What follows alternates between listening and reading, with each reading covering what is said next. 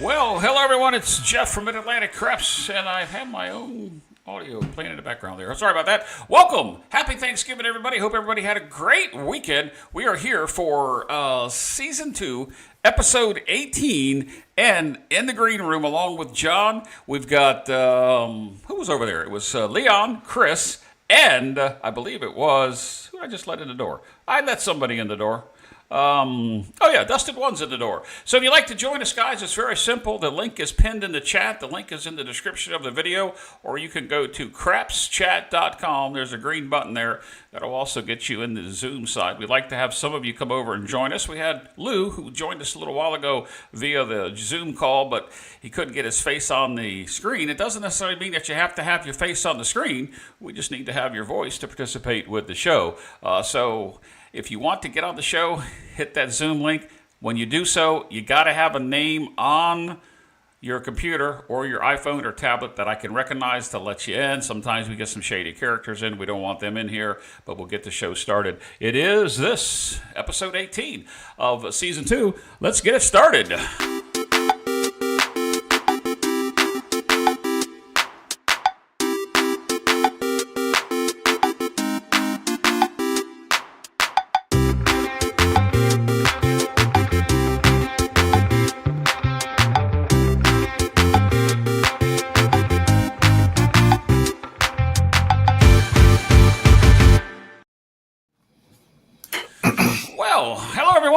Here we are. We're back again. John, welcome to the show. I hope you had a happy Thanksgiving. How was your holiday?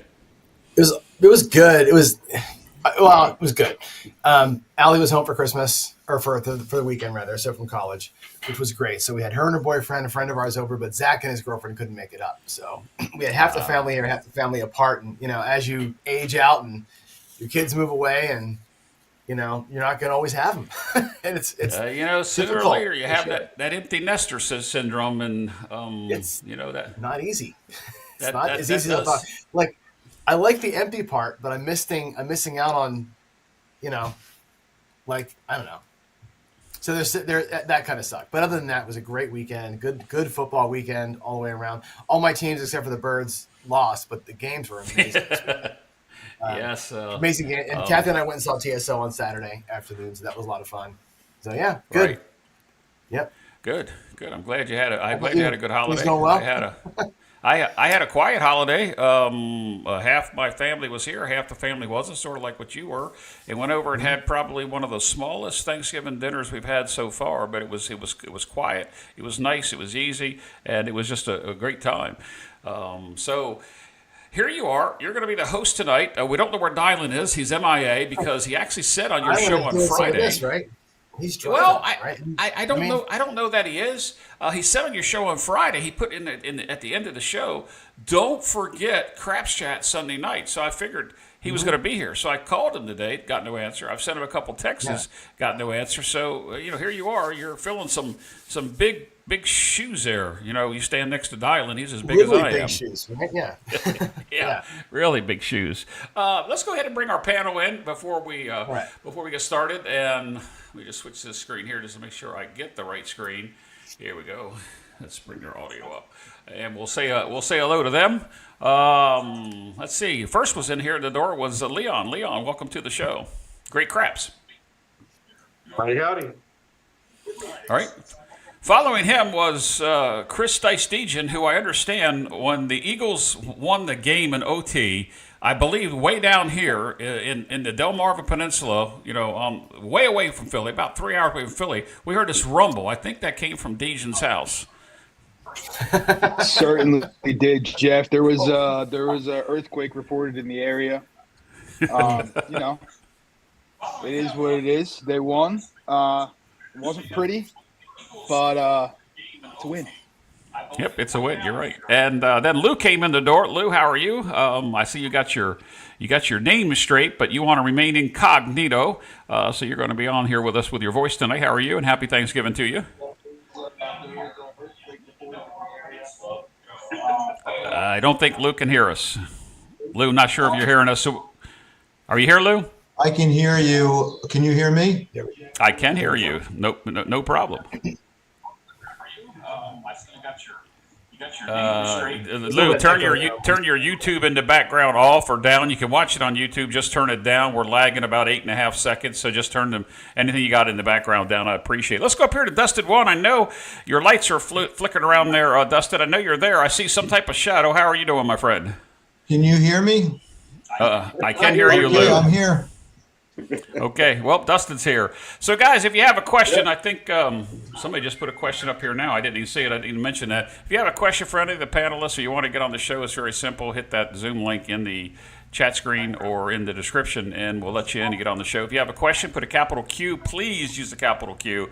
It's hard for me to be able to pin the questions or go back to them because sometimes we get so many questions that come in as fast as they can. So anything's game, whether it's craps, I know we'll probably hear a little bantering back and forth on the sports side, and maybe we might even hear some other gambling stuff. But we're here for Craps Chat, and it's a roundtable discussion of you, the people on the panel, people in chat, and John and I, and we will be glad to entertain you for the next, hopefully, a couple hours. So we always say it's 2 hours, John, but, it always seems to... Never 2 hours. Never 2 hours. It is not. The first question looks like it comes from you, John. Let's see. I'll put it up here. I didn't get a chance to read it. Question for John. Is it better to play the inside numbers alone or also with the field numbers? Oh my gosh.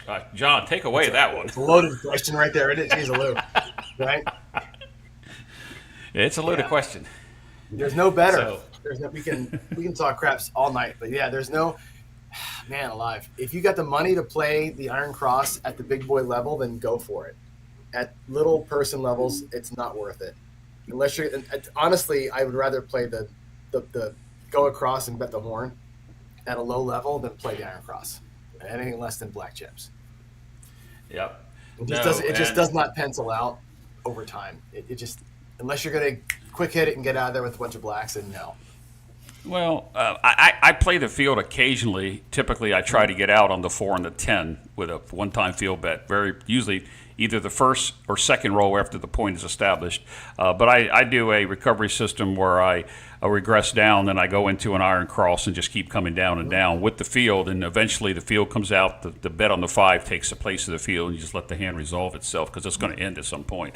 But John, you're the mathematician here. The field to me has got to be used right? The whole thing with the Iron Cross is using the field right. The problem with the Iron Cross is that the field sucks all your wins away unless you use those wins to do something else. Like if you're going to do a 4-leg parlay in the field, or you're going to take your field and hammer the box numbers with it, that's fine to get out of there quicker. But honestly, at the low levels, when you're at 30 and 10 in the field, you're making nothing. You're lucky to get $20 out of a roll, and there's too much money out there to win $20. Like the risk reward is just too small.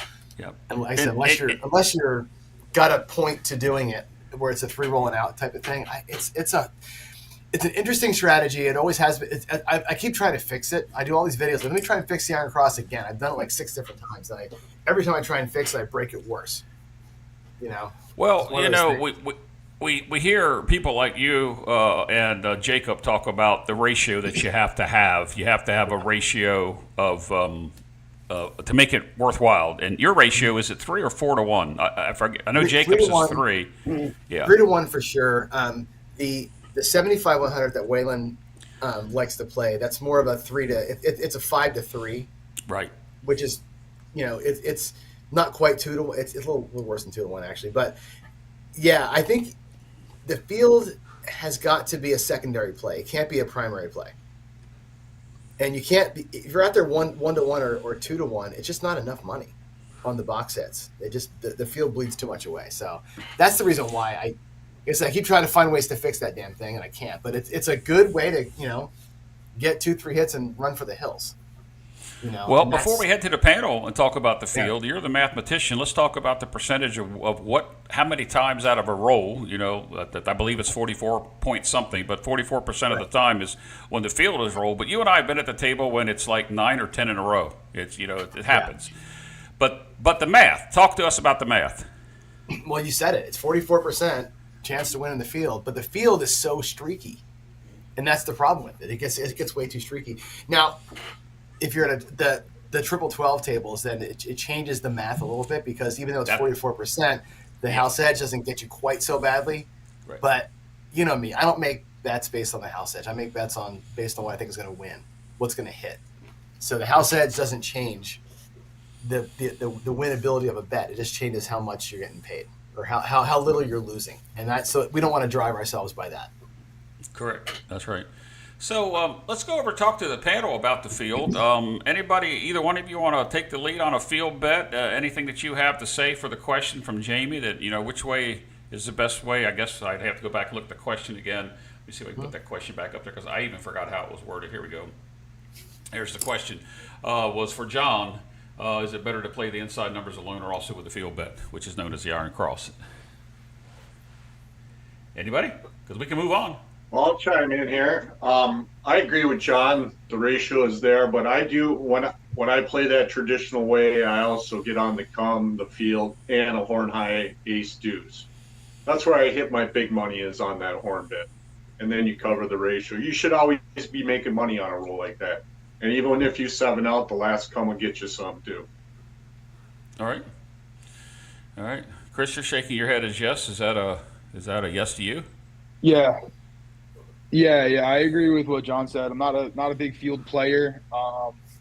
I do agree with John, and I think there's time and a place for it. And if you're using it for something, sure, fine.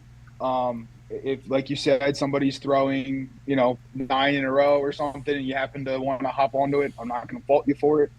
But yeah, it's got to make sense. Otherwise, I don't think the bet in totality makes a ton of sense. But if you can make it make sense with what you're doing, then go for it.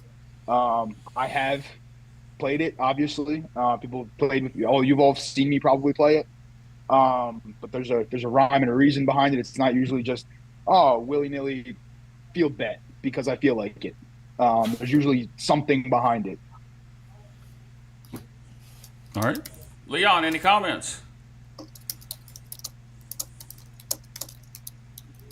Most of the time, I don't play the field, but if I do, it's so that I can get some box numbers up with it. And then, even then, I'll only play it once or twice because most of the time it just gets eaten up by the non-field numbers. So,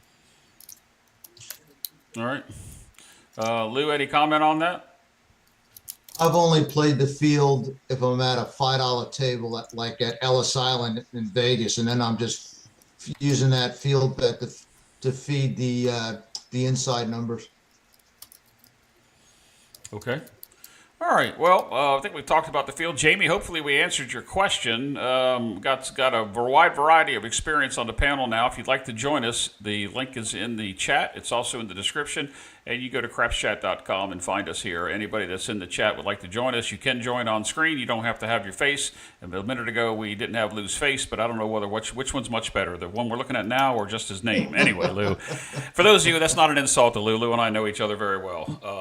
Skill of luck. Look, Skill says he's here watching in chat. I'm in Ohio at my Joy's son's house, and there is no quiet place for me to go. Oh well, that's all right. Dylan, we're glad that you're here. We miss you. It's been almost, I think it's either the 4th or the 5th show that you haven't been on, but we understand and we wish you well. We wish Joy well. Hope you had a happy Thanksgiving. So let's move on to the next question. The next question that came in, I'm going to try to take them in order as we have them now. I did read this from Mike DeBears, but he typically has a pretty good question. That might be a little small for some of you, so I'll go ahead and read this. When there's a dispute at the table not involving you, Chris, that's not you and I, so this question doesn't apply. When there's a dispute at the table not involving you, do you chime in and give your advice either for the player or for the house, or do you stay quiet and let things work the way out? Anybody want to start this one before I chime in? All right, go ahead, Chris. Contrary to popular belief, I stay out of it unless it involves me directly, which I know that's the question, or somebody that I am there with, friend, family. You are an extension of me. So if you get into it with somebody, I will get into it with you. Regardless if you're right or wrong, I don't care. I will get into it with you. But if it doesn't involve me or anybody that I'm there with, I stay the hell away from it. All right. So, anybody else on the panel before John chimes in? Depends on the number Leon? of these. You got that liquid courage going there, Leon.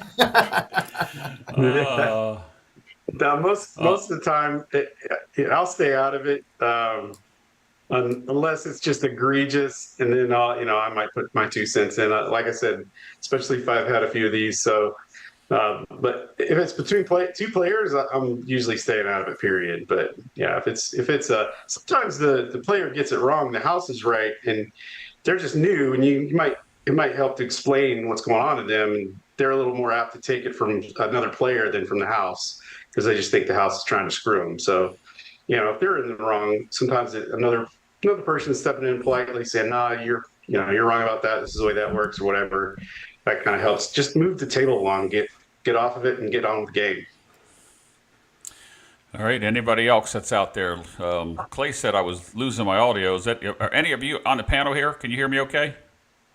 I'm hearing you just fine. Just fine. All right. I got you, fine. Let's move on. Dustin, I know you've had to be at a table when there's been an argument. Not that it was you, but there's got to be some commotion at the table when you've been there. Yeah, in my style of playing, because I do play a progressive hopping strategy, I get stuff worse than when I used to play don't side play too. People don't much care for hop betters, but I don't care. I don't stay very long at the table anyhow, and I just don't get in with people. I just get in, get out, make about $200, and then I leave, go to another casino. There's plenty of tables in town. I don't need to hassle with the tourists. Is what I need. Well, do you get a lot of heat for playing that strategy? You get accused of slowing the game down or anything?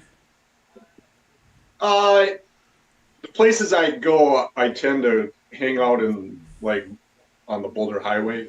I tend to like the Sunset Station. The dealers do know me, and I usually don't go on the weekend. I'll go during the midweek and go out to dinner and stuff like that. So it's just when you get new dealers, you could, that's the worst part about it. But the good dealers know math. They're fast.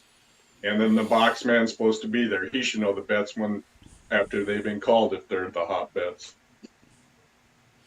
Now, Lou, I know you're mild mannered, and you don't usually get involved in arguments, but you have a really good recall of telling somebody what just happened at the table. But I've played it with you many times. I don't think I've ever seen you get mad at the table.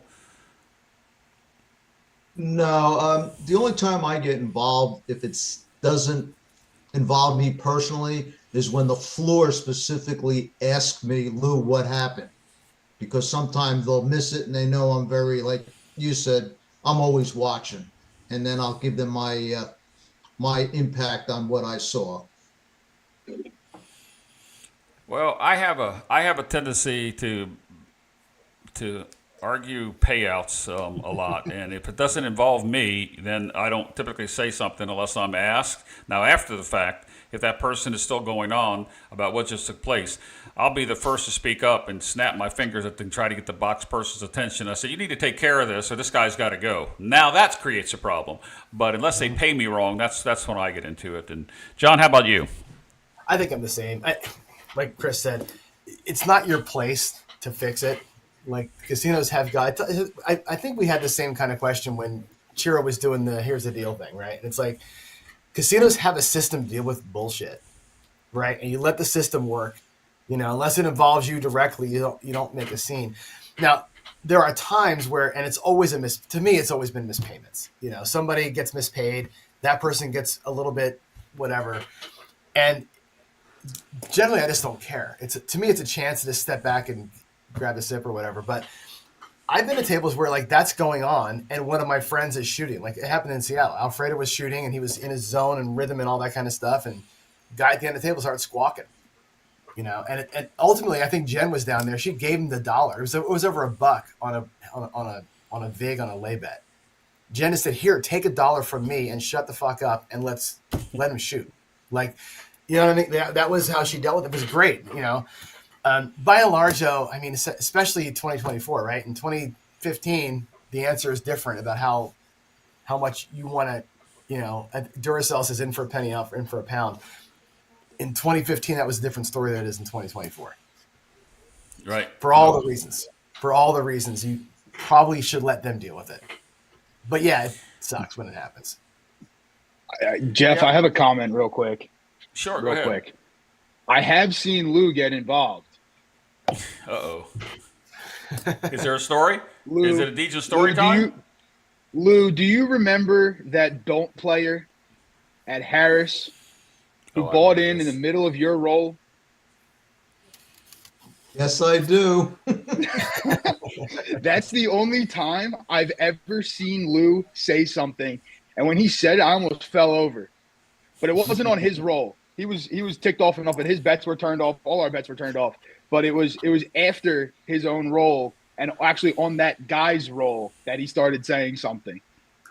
It's fantastic. All right. So let's move on to the next question. Keep them going here, guys. If you have a question, preface it with a capital Q, or if it's for somebody, maybe put their name in capital letters there. Next question. Let me see. Make sure this is a real question here. Let's put this up here. Might be a little hard to read again. When there's a dispute. Oh, wait a minute. That's not it. Yeah, I got it. Dave P. That's a perfect follow-up, though, isn't it? Look at this. Yeah, it is. Is energy at the table a thing? Have you ever lost when the table energy was good? And have you ever won when the table energy was bad? Do you leave when the table energy is poor? It's a lot of questions there. I'm going to tell you, I truly believe that table energy is real. Have I lost during the high table energy? Absolutely. Have I won during low table energy? Probably. But I don't have a lot of choices in my backyard when I go to places like Atlantic City and Vegas. There's other tables to go to, so typically I would probably move to another table. Anybody else got any experience with those 4 questions? You can all take that. Come on now. Go ahead. All right, I'll go. All right. Table energy is definitely a thing, for sure. Jeff, can you put that question back up? Or I can Sure. scroll back in chat and see what it is. No, I got it. Here, Because I I got it already here. forgot what the questions are. It's up there. All right, I got it. It's coming. Yep. Yeah. Table energy, definitely a thing. Have you ever lost when table energy was good? Yes. Have lost when table energy was good. I think for the most part, if the table's winning, the energy is usually pretty good. I think when the energy starts to change, if you are a believer in table energies, then it's definitely time to get out. I have won when the energy was bad. Maybe switching sides of the table, who knows? But definitely. And I do leave a table with poor energy because I just don't want to be involved with it. It kind of goes back to the last question we did. If there's a lot of BS going on at the table, I don't want anything to do with it. I just leave. There's no need to stay. If I'm in Atlantic City, great. I could just go to a different casino, go to a different table, whatever. If I'm, playing at my local, there may not be another choice, so I may just go home. All right. Anybody else want to take those questions, I should say? Well, there's always somebody playing sports somewhere. You can always walk off that damn table, go to the sports book, and just chill out and get to have a beer and watch something. There's no reason to stay. Well, always. If you're not having any fun, right? If you're not having any fun, get off. But I'll be the outlier here. Yes, table energy is real. What I mean by that is the mood of a table can suck, or it can be awesome. It does not change what's coming out. I don't believe for a second in the metaphysical, what Garrison was saying, that the mood or energy or the vibe or the aura of a table is going to make a 7 show or a 6 show. I just think that's complete and utter nonsense. So no, it does not matter to me at all. I trust what I know is going to happen, which is that math will work out in the end. And if you're on a hot roll, you keep betting it. If you're on a shitty roll, either don't bet or go the other side. But that's it. I don't believe that the energy changes the dice. I've won in all the situations because I tend to be. I know people hate the fact that I'm a very mechanical player by and large, but that's what gets me through those things. Trying to chase energy, you might as well just mail them a damn check. I'd rather just not play and go to the sports book. Seriously, you try and chase that around. You're trying to grab a ghost, and it's folly to think that you can overcome that, and it's folly to think that the energy of a table changes the outcome. It does not. It might change your enjoyment, It may, if somebody's a controlled shooter, change their mechanics. I can see that where they get nervous and sweaty and they don't. That can change something. I can see that being a thing. If you're going to go down that level of that road or that deep on that road, but no, that's my thoughts. I don't know how else to explain that any better than that, but I do not believe energy costs you money. It costs you enjoyment. All right. Anybody else? Leon, you're quiet. If it takes your focus away, you tend to make some mistakes, and then those mistakes cost you money. So yeah, it might not change the outcome of the dice, but it definitely changes the way that you're thinking and playing, and your focus, your cognitive load, all those things. And if you find that that's hindering you, then yes, you probably need to take a break, walk away, 100%. pull your bets down, step back, whatever needs to happen until that energy changes, or just give it up and go to another table or another casino. I've definitely been on some tables where the energy was just horrible, and you could tell it, and the outcomes were not good. I've also been on tables where the energy was good and then changed because of some situation, and you don't let it bother you, and maybe sometimes it just goes right through and everything works out. But for the most part, if it stays for any length of time, it's not good. And I don't like to be on a table with bad energy. I'll get off of it or just stop playing till it kind of passes and goes away. I love your first point though, Leon. That was fantastic. Like Yeah. everybody should hear that again. Yeah, hear that again. It's up here.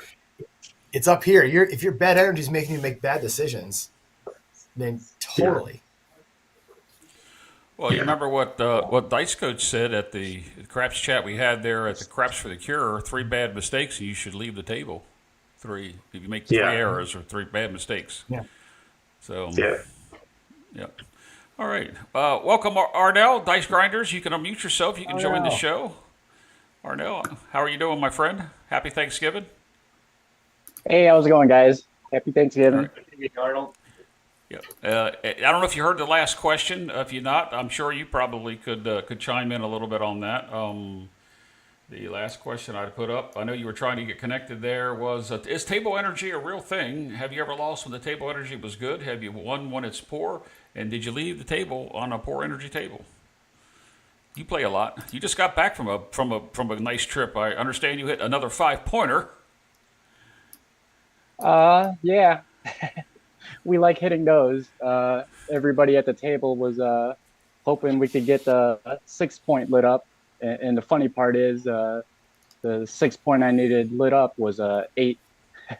Oh my I gosh. must have hit like 14 points, a bunch of repeaters. I just couldn't get the 8 lit up.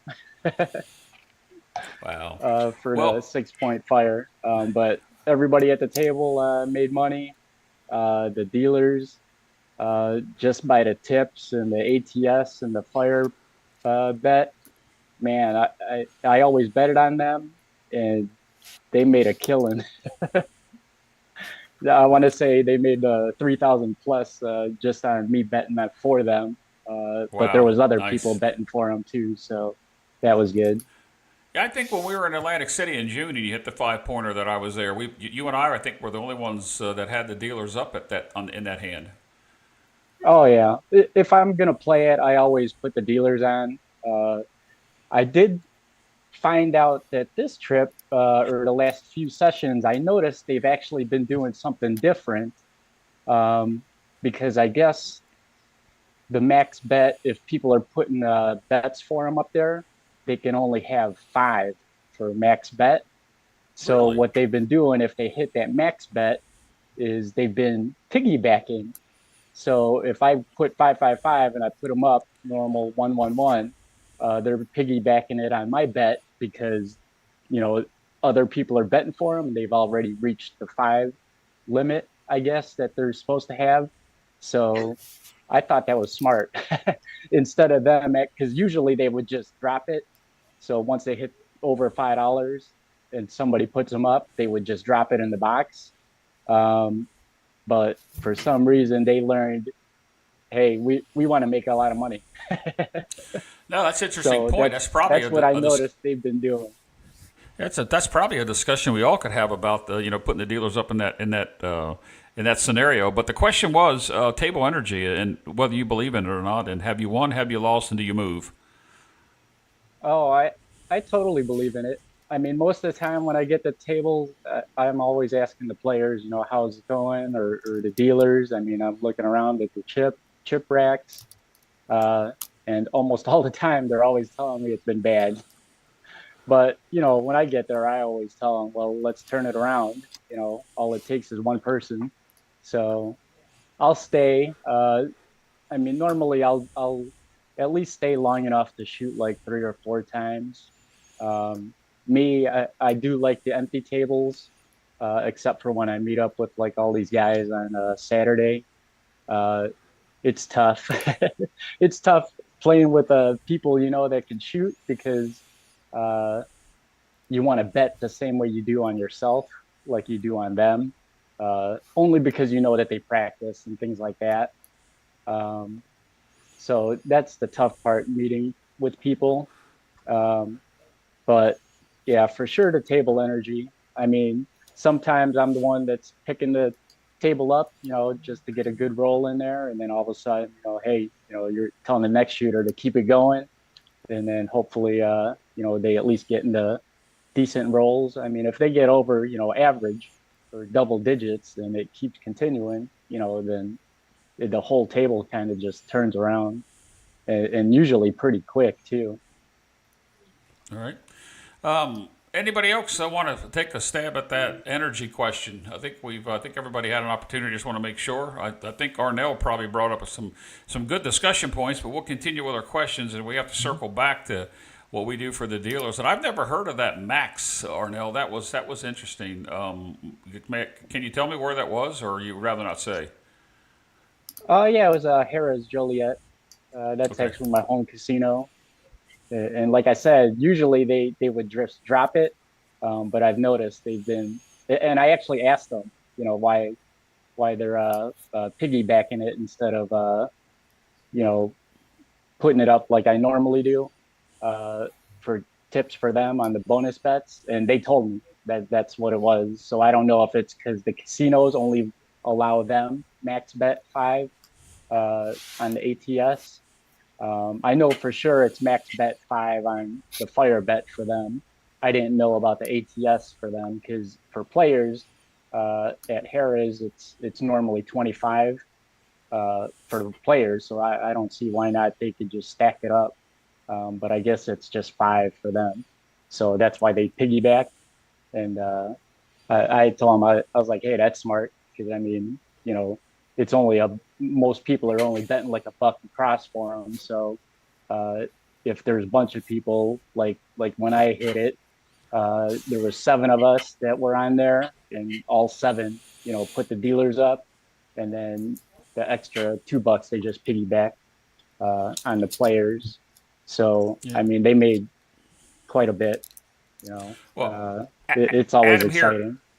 Adam here in the chat says that the dealers are also 5 max, just like the players in the fire bet. But you're saying they have a limit in Juliet on how much you can put them up for the ATS as well? Yeah, that's what it seemed like. I mean, I know for the players it was 25, but when I asked them why they were piggybacking instead of just putting it up, that they basically told me that it was 5 max for them. Makes sense. John, have you heard of that anywhere else in your travels? Just in I've the never fire heard bet. of it. Yeah. What was that, Chris? Or somebody? No, it's Somebody? me, Mark. Or Oh, yeah.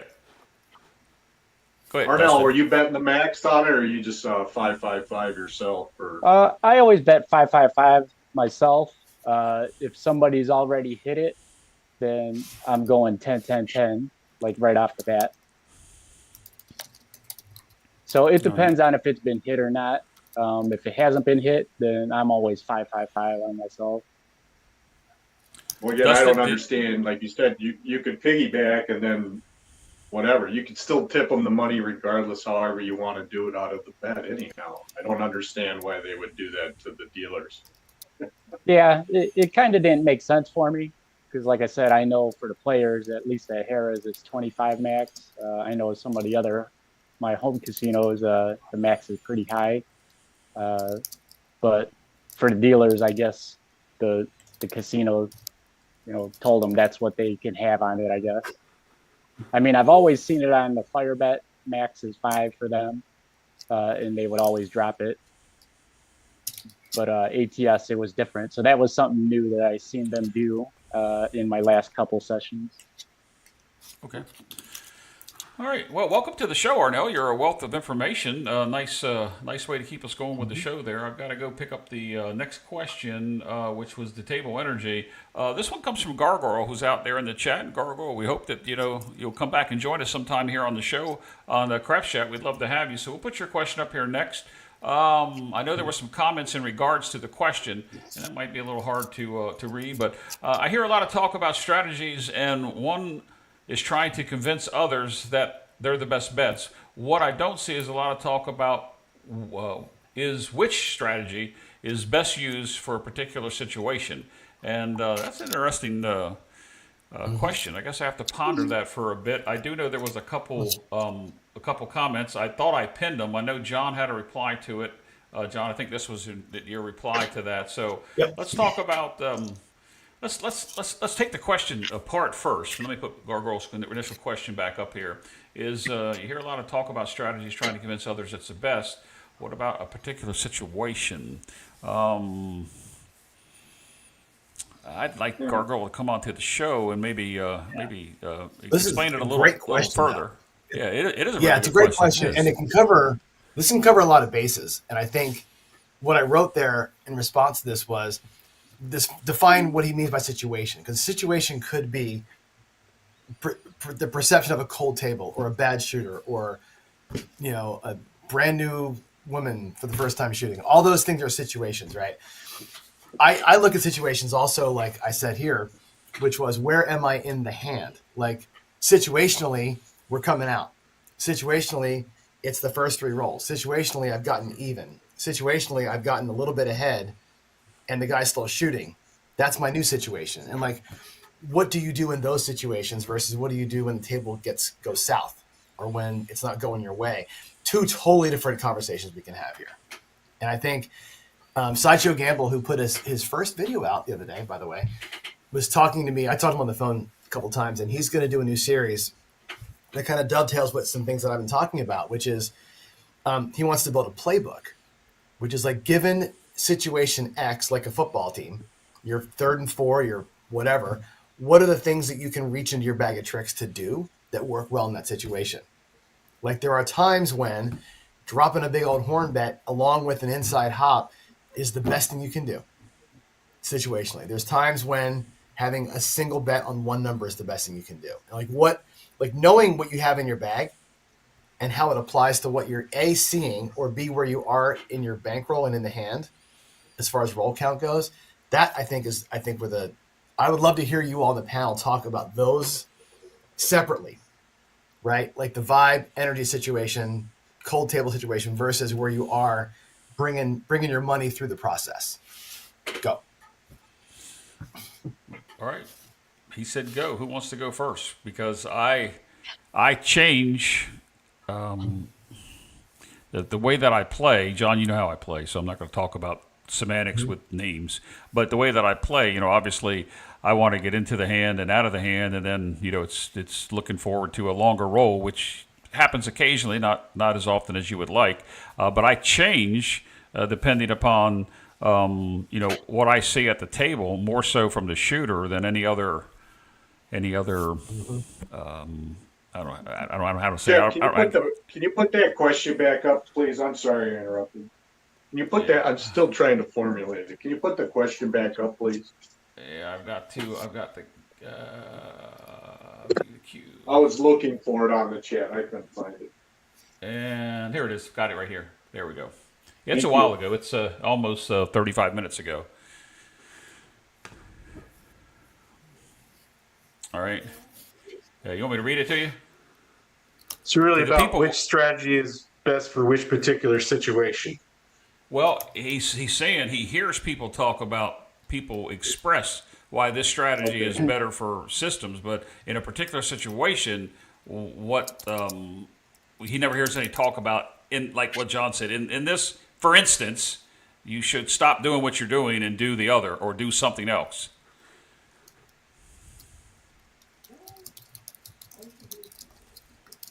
Yeah, you know me, I'm not a strategy guy, so my plays usually pretty much the same. So even if it's a cold table or not, uh, I mean, what I've been finding is I'm betting one or two numbers or two numbers in a field just to start out, even if it's random Randy or any of my friends shooting. Uh, and and I'm a low roller, so I'm starting out min. So those are my bets, and I'll let them just ride. I mean, whether or not, like I was talking, this guy Joe, I guess they call him Coach. Uh, he was asking me because he knows I'm a low roller, and he was asking about like how I normally play or and things like that, and that's basically what I told him. I'm like, it really doesn't matter. I'm just want a couple numbers and let it ride. See what happens. Let it go from there. But I did tell him that if one of the numbers hits, I'm full pressing right off the bat. And normally I don't make money unless it hits twice, because then after it hits the second time, then I'm doing half presses. So unless they can hit, two times, I'm not making any money until they actually hit two times. Okay. All right. Anybody else on the panel that would like to try this? I know there's a couple of you trying to get into the Zoom connection, and I've got to do it a little at a time, and I have to be able to understand who you are and what you're getting ready to to participate with the show. So if I'm not letting you in, you got to let me know who you are. You can't have a name up there that I don't recognize or that is just doesn't make sense.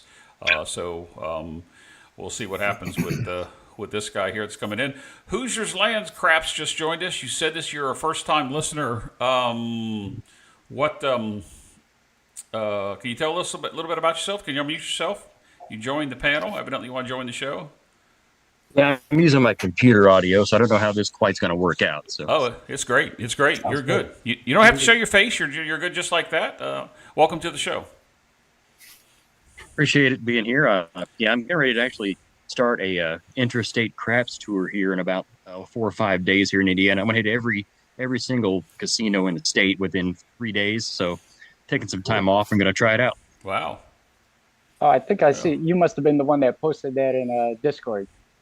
I did. I put it in the craps Reddit. Correct. Yeah. Nice. So which casinos are you planning to hit up? So we're going to start at Four Winds on Thursday up in South Bend. That's the only casino in the state I've never been to. So the one in South Bend. So then from there, I'm going to go to Blue Chip in Michigan City, then Hard Rock in Gary, then Horseshoe Hammond. Then we're going to move on south down to, what is that place in Anderson? Hoosier Park in Anderson. They're going to hit Horseshoe, Indianapolis, and then down to Hollywood and Lawrenceburg, Rising Star, Belterra, Caesar, Southern Indiana, then over to Bally's, and then hit French Lick, and then my front door. Wow. In 3 days? Walnut, South Dakota. Yeah. How big good is luck, your by the way. bankroll for this trip?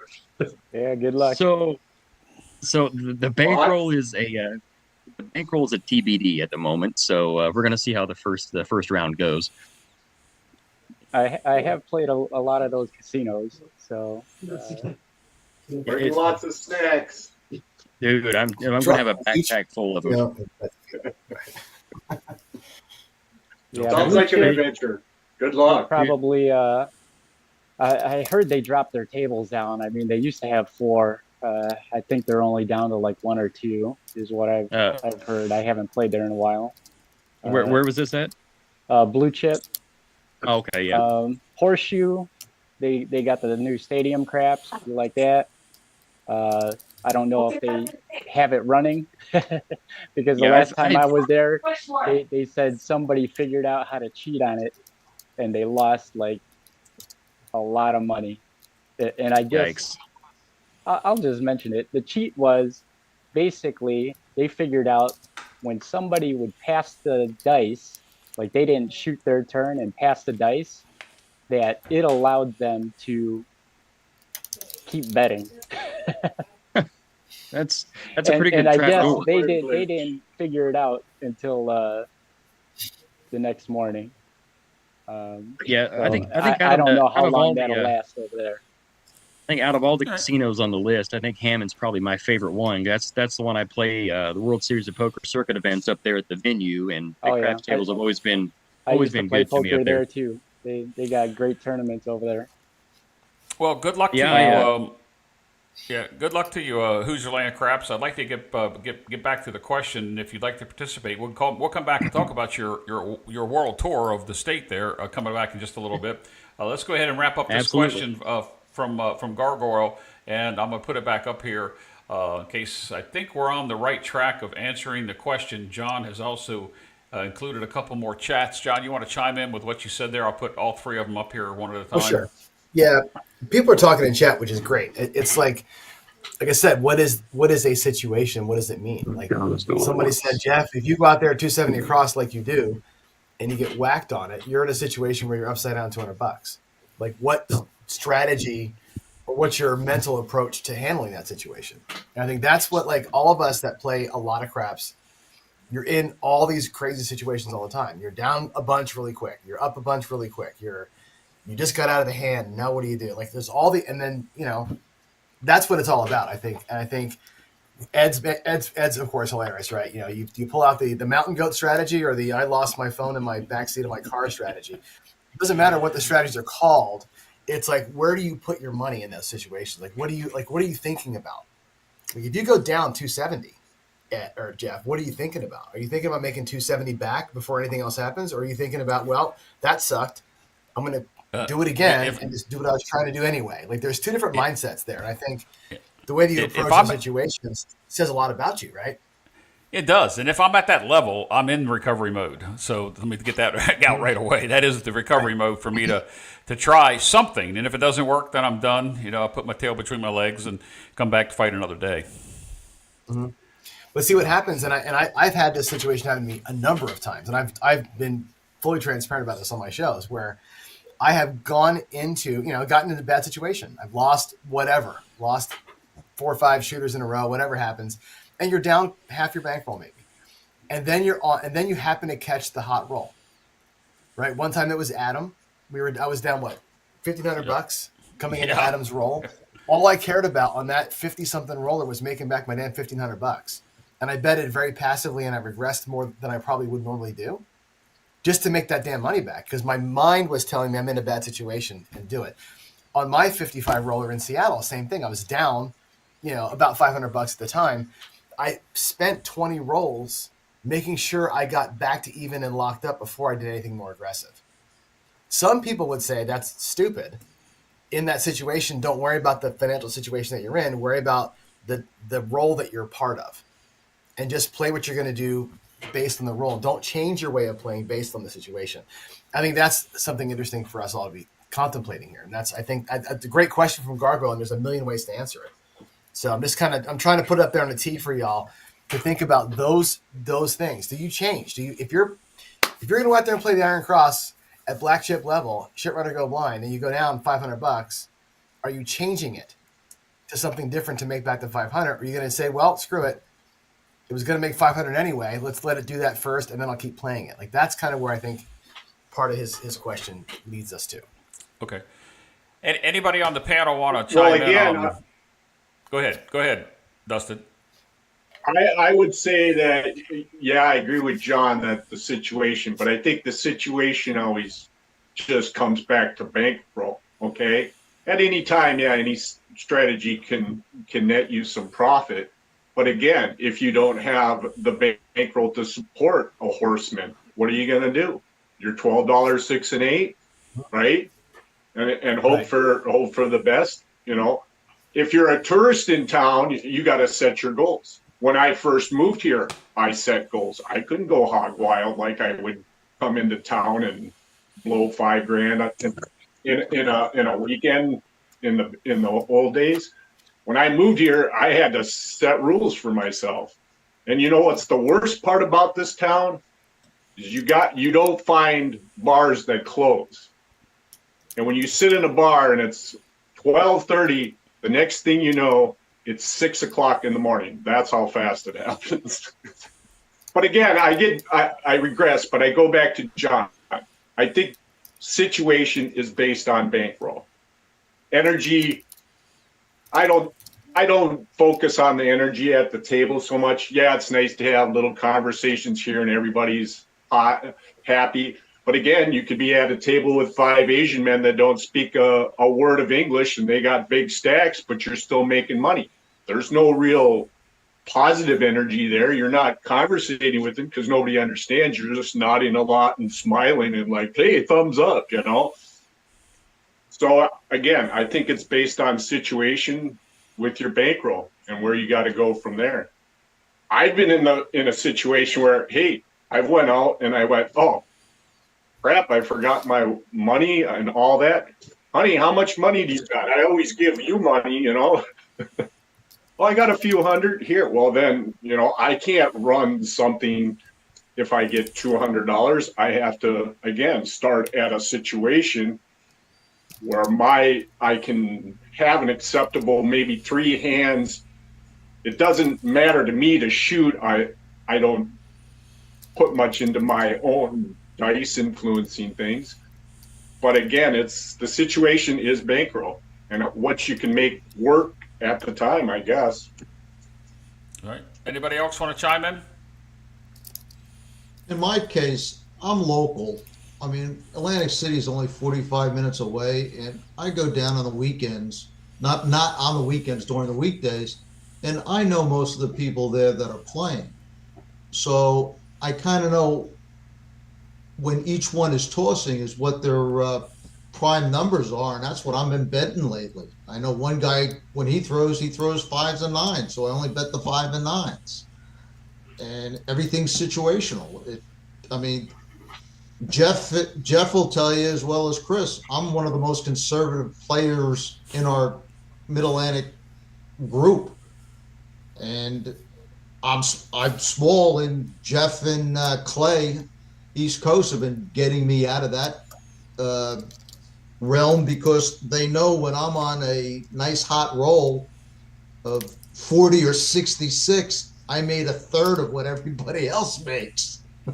They don't call But you 2% it's all about for the anything. situation and how you play. We don't call you 2% loot for nothing. You're right. All right. I see some chats coming back and forth. A couple people going back and forth. I know that Ed put something in there. John responded. There was another point that I That's wanted a great. to make So here. you should put that up. Yeah, put Which that one? up. That's actually Yours or one you Ed's?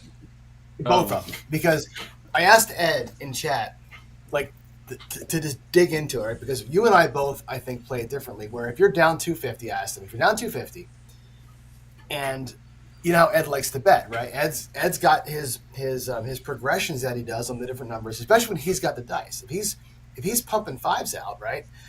Ed's betting what's coming, and he's got that great progression that he bets. But if you start out with that hand down 250, I think myself and you and others would be like, okay, let me get that 250 back before I do anything else. I asked Ed, what are you doing? How are you handling that situation? He's like, I'm going after the 5. Ed's just not going to change, right? I'm going to throw the 5, I'm going to bet the 5, and I'm going to get myself out of it by doing what I do, right? Which is a whole different mindset than probably, you know, half of us think the conservative way and half of us think that way, which I think is super interesting. So Okay. I just wanted to call that out because he answered the question perfectly, which is that's how he's fixated on, I'm not changing what I do. I'm just going to do what I do, and it's going to work or it's not. Versus I'm changing what I do because I got screwed by 3 different guys over here. That didn't sound right, but you know what I mean. And I'm going to come back to being square, right? That's again 2 different ways of walking down the same path, which is, I think, fascinating. Well, I think What's the matter with with Ed, that, John? with in Ed's, for instance, he's not going to play every shooter, so I don't know that he would do that 3 shooters back to back. But Leon, you had a comment? Yeah. Or somebody had a No, comment? I was just gonna say I like Craig's question. If we go back a little bit, Yeah, we're gonna get to it. It's coming up. I just haven't got to it yet. Yeah. I got to switch back over. I just want to go ahead and get done with this. Is it? I need my glasses. Yeah, we're gonna. That's the next That question. By dovetails the way. nicely with this one.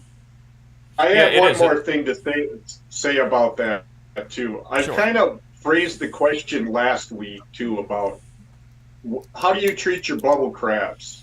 Do you get on the bubble craps first? Is that the situation, and kind of start your day at a lower level and kind of see how your betting strategy is going if you're honed good, and then you head to the table? Or do you just go to the table right away in the situation, play there for a while, lose your ass, like Ed just said, 250, and then you go lick your wounds in the situation going to the bubble craps then?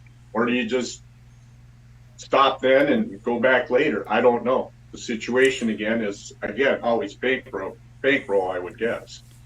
Right. Well, for me, bubble craps is a novelty for me. I play it as entertainment, but I know a lot of people have good luck at winning money on it. That's just me. Okay. So before we move on to Craig's question, does anybody else want to make a comment? Did we not follow through with that? Because Craig's question is up next. Actually, Mike the Bears had a comment to the question that he asked. Let me go ahead and put this up here. This is from the question from a half hour ago. This is just Mike saying, I asked that question because that happened at Fremont. Both times they went to the cameras above, and both times the players were right, and they were paid accordingly. And the only problem with that, Mike, is that takes time for that to happen. Typically, most places don't stop the game for that. So let's move on to Craig's question. Craig's question is, you've won your win goal and now have a short stack. Are you continuing whatever betting strategy you're doing, or are you taking a chance on props and hops bets and maybe that maybe make the hand? What says that? That maybe you held off playing. Shoo. Sorry, guys, I'm looking at it at an angle here from me because I can't read what's on the screen. I know a lot of you probably have that same problem, so I'll read it again. You've won your win goal and you have a short stack now. Are you continuing to play whatever betting strategy you won with that short stack, or are you going to change and take some chances on some prop and hop bets as well as playing something else? For me, when I'm up, I'm aggressive, and that's just the way it goes. If I lose it, I lose it, but when I'm up, I'm aggressive. That's I don't what anybody else in the panel. John. I don't play it that way, but I do burn my excess. If I'm going to be in an excess mood, I'll burn it, but I won't burn it in one roll. You know what I mean? Like I'll that would be the time to go with an across bet or something like that. But just to go out there and hop everything and just have a one roll. I mean, if it's literally FU money, then you're basically effing your money. That's kind of how that works out to me. If I'm just going to go out there with one giant spread of hops, but Craig is super lucky and wins all those things, so I can see why he's asking the question. Me, not so much. I'll give it a shot. You know, I'll give my excess bankroll or whatever a shot, but you know, I'm such a nerd. I don't like having uneven amounts of money in my wallet. You know me, right? It's hundreds or nothing for me. So if I'm up whatever $166, $164, that $64 going out. It's either going to be another even 100 or it's going to lose. Like that's just the OCD in me, or the whatever you call that. Yeah, but John, you have the philosophy that if you buy in for 5 or 1,000, you're willing to lose that 5 or 1,000, and if you're up, yeah. So yeah, I'm willing to lose it all. You know, and that's, but I don't always. I say that all. Make sure we clear this up. I say that all the time. I'm stop loss zero, right? Because my money and what I'm about to play and how I'm about to shoot, it's all there for the same reason, right? I need all of it to make it happen. If it's going south and I'm not having any fun and I don't feel like I got the throw today, I will not burn my money for the sake of burning my money. I will get out of there. Like it's stop loss zero in theory, but rarely do I go out there and just light a grand on fire because I want to beat my head against the wall. I just don't do that. Okay. But I'm prepared to. Anybody on the panel? Well, you know, my case, Jeff, you see it. I'm up. I'm cashing out. Yeah, you're right. We've changed his name from 2% to 20%. He's gotten so good. Anybody? I've been known to just toss extra money on the table and just press. Like say I'm up 150, I'm just going to go, say I'm up 180. I'll go 162 across and just press the crap out of it, and see what happens. All right. Leon, your mic's off, or we can't hear you, Leon. To, Looks like your mouth's moving. There you go. Go ahead. Try it I again. like to take that excess and try something new. If I've been wanting to try something different than my normal strategy, then I'll try that. So, example of my last night in Vegas for Craps and a Cure, I ended up on a table with a really good shooter. Watching he was rolling by himself. Thought he had a private table for a minute there, and watched him roll this kind of a weird looking toss, and he was rolling good, hitting inside numbers and stuff. So I asked the dealer, if this is private table or not, and he said no, go ahead. And so I bought in. And within like 15 minutes, I was 100% of my win goal. I bought it for 100 and was up 100, and then got up I think 150, 175, something like that. And looked down, and I had those two green chips there and a whole stack of red chips. I'll take and lock up my profit, and basically promise myself I'm not going to play past that. So that's locked up, and then I'll do something different with that. So that had those two green chips, and I decided he was hitting the 5s and 9s like crazy. And so I decided I was going to try Ed's, I think he calls it parlay press. And if I try and list it, I'll do the same thing I did there, which is screw it up. But put 25 on the 5 and 9 each, and then press those up. He gave it all to us on a wristband. And of course, I didn't have that wristband with me. And so I tried to do it from memory, and it didn't quite work out. I almost had it right, but I didn't collect the first time I was supposed to collect, and then that kind of threw everything off. And had I done it right, I would have collected a black chip. But he almost got the number of 5s that I needed to at least collect the black chip, even doing it wrong. And so that was nice, and I didn't have any qualms about losing those 225s out there when it finally went. I had it pressed up all the way to 120, with the 5 all the way up to 120, and I had pulled the 9 down and put it back in the rack, and so didn't feel bad about it when it didn't work out. Didn't feel bad about it because that was my chance to try it without excess, and I tried it and screwed it up royally. Ed can post it if he wants his progression, how it goes. Well, it's called It's actually called the Parsons Press. Parson, Parsons Press. Yes. Yeah. Yeah. And if I had played it right, it would have worked out. It wouldn't have got me to the purple chip level, but I would have at least racked a black chip, and that would have been cool. But of course, I couldn't read it off the band because it's on the inside of the band and it's in the same color. And so I had written it down before I left the hotel, and then of course left it in the damn hotel, just with the expectation of maybe getting to try it. And I said, well, hell, I'll try it anyway. And then of course I screwed it up because, things are going good at that point. So, but yeah, that's what I'll do with the excess if I have it. And if I don't have enough to do something like that, and it's only a little bit, then I'll go over and play bubble and see what I can do with that bubble. I like to go and play the bubble usually after I'm done at the real table anyway. And I'll just do a small buy-in, like $10, $20, see how far I can get with that. Sometimes it works out really great. Sometimes, hey, it's $10, But yeah, that's how I like to do bubble too, is either excess, or I'll just go play a little bit, $20 or so, depending on whether it's a $1 or $5. So. Yep. Ed chatted while you were saying that the Parsons Press is only in Mississippi, but I think it's for when they have an auto buy on the 4, 5, 9, and 10 is how that works. And I found a lot of times when I was out for the Craps for the Cure, there was a lot of places I played that actually was doing the auto buy on the 4, 5, 9, and 10 in Vegas, which Where was that, Jeff? Because I was telling David that he didn't believe me. Where was it? I think the Stations Casino we played at Green Valley Ranch, but it could have been the only other place I played was the Cromwell at the Old Valley's Horseshoe, and then at Harrah's. And Harrah's wasn't an auto buy on the 5 and 10, but they were auto buy on the 4 and 10, which was after the fact. We're here on the East Coast. You got to throw, if you're going to buy for 25, you got to throw $1 out there. But that was interesting. They were auto buying at the 5 and 10 because I started pressing, the 36, And I pressed a 9 to 35. They said, throw me $1. And I'm, okay, I'll throw you $1. And he took it to 36. So I said, is that auto buy? He said, yes, sir. I don't remember where it was, John. I don't. It was odd. Yep. All right. It's Anybody cool. else? If that's going to become the norm, that's pretty cool. Yeah, We well, don't have to yes. get our math right now, right? We have to go to school again. Well, you know, different.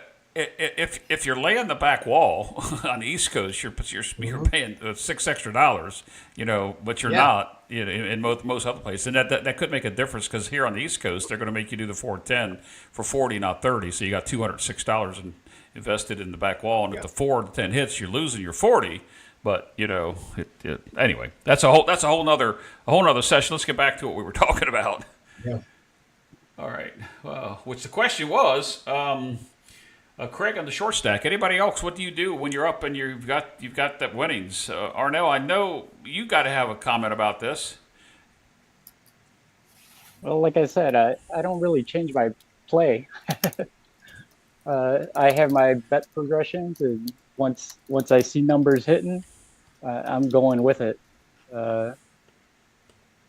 Mine's pretty simple. Bet the numbers hitting. All right. Okay. We'll move on to another question. Let me see if I want to go back to get Brian's question because I did skip a question here. Well, let's go ahead and talk about this one. Let's just change the subject just for a little bit. So it comes from Brian, Crapping Camper, otherwise known as Ziggy. Question for the panel: how do you handle a new person that starts asking questions while the roll is in progress? I try to be nice, but I find that once you answer, they don't seem to stop. If I'm not rolling, I don't care what anybody does at the table. You can talk to them all you want. But if I'm rolling, I'm going to ask them to stop, and then I'll politely go back over to them and say, sorry, I was in the middle of throwing the dice. What was your question again? We got to have new people at the table. We got to keep the game going. We got to stay on a real table. We got to not switch over to all electronic devices in the casino. I'm guessing if it's somebody that's at the table playing with me, I'm more than happy to answer their questions. But if they're lurking behind me and not playing, I think it's an interruption. I don't know if you guys agree with that or not, but I mean, if it's somebody playing and they're, they're asking, simple questions. Hey, what's this pay? What's this bet do? If I'm not shooting, I mean, even if I'm shooting, I'll answer a question once in a while. But I mean, I think there's a big difference if the person's playing or if they're lurking behind you asking questions, and not contributing to the game. Does it change your willingness to help them out if they're not a player? And what I mean by that is, I've been at tables where you can tell somebody's at the table for the first time trying to learn the game and wandering through it and screwing up, and you can help them out, versus the bachelor party or the bachelorette party where they're just up there with, $500 to light on fire and they just don't give a shit. They're all drunk. Do you help them out? If they're not interrupting the game, like, tossing in late bets, putting their hands out in the layout, just, hey, what's this kind of thing. If they're being respectable about it, but if they're being, I would say, loud, drunk, interrupting the flow, slowing the game down, then I'm apt to not answer their questions. I'll be like, hey, just ask the dealer or something like that. Yeah. Okay. Anybody else?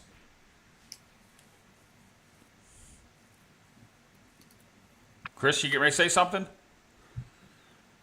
I usually answer people's questions whether they're playing or not. If they're not playing, I usually answer something, and then I usually make it short, kind of like I don't want to talk to you type thing, but I still talk to you. If they're playing the game, I'm in the same situation as Hoosier is with, as long as you're not putting your hands all over the table and pointing, what is this, what is this, what is this, fine, whatever. But usually I'll answer the question. Try to be helpful, If they start asking super complicated questions or math related questions, I usually don't answer them, or I'll say I'll refer them to somewhere yo, you can look this up. Or, this pays this, you can figure the rest out kind of thing. Because getting into math discussion with people sometimes, they don't see the math the same way. So try to avoid those kind of things. But if they're simple questions, yeah, I'll answer it. I don't really care. Again, if I'm not shooting, if I'm like you, where I'm shooting, or if like they're trying to ask the person next to me who's shooting, like I'll even pull them aside and be like, here, like ask me over here and not near the shooter. All right. Anybody else want to talk about that one before we move on? Well, I get people that always ask questions, yeah, and I like the one is, what's the best bet on the table? And I like to go like, well, what do you want the best payout or do you want the best odds? You know, which one do you want? You know, and when it comes to like my play, I like Chris, I'll kind of brush him off for a while, and then I get out of there. I'm not there to educate you on the game, you know. So, but I always like that one. What's the best bet on the table? If it's somebody that's annoying me, I just tell them it's the field bet and just put all your money on. That works. Sometimes That's groupie answers the questions That's for the me. easiest bet. I would say that's the easiest bet on the table. Yeah. Yeah, that's how I was. That was my beginner bet when I very first played the game. I started there, dipped my toes in, and went from there. All right, let's go ahead and move on. We're going to hit this question, and I don't want to get on a discussion about the content of what it is, but let's just answer the question with a yes, no, and maybe a 30-second spiel or not. We'll come back to this if we have time at the end of the show. James Newberry, who, by the way, must be multiple minutes behind us because every comment he's made has been behind us. So, James, hopefully you'll catch up to us and realize you may be behind us. If you're up here with us now, well, God bless you and welcome to the show. Do we have any dice influencers on the panel? I don't consider myself a dice influencer. I do set the dice. I try to do the same thing. I'm trying to learn. Influencing the dice and controlling the dice are two different things. Rhythm roller is me. What say you, John?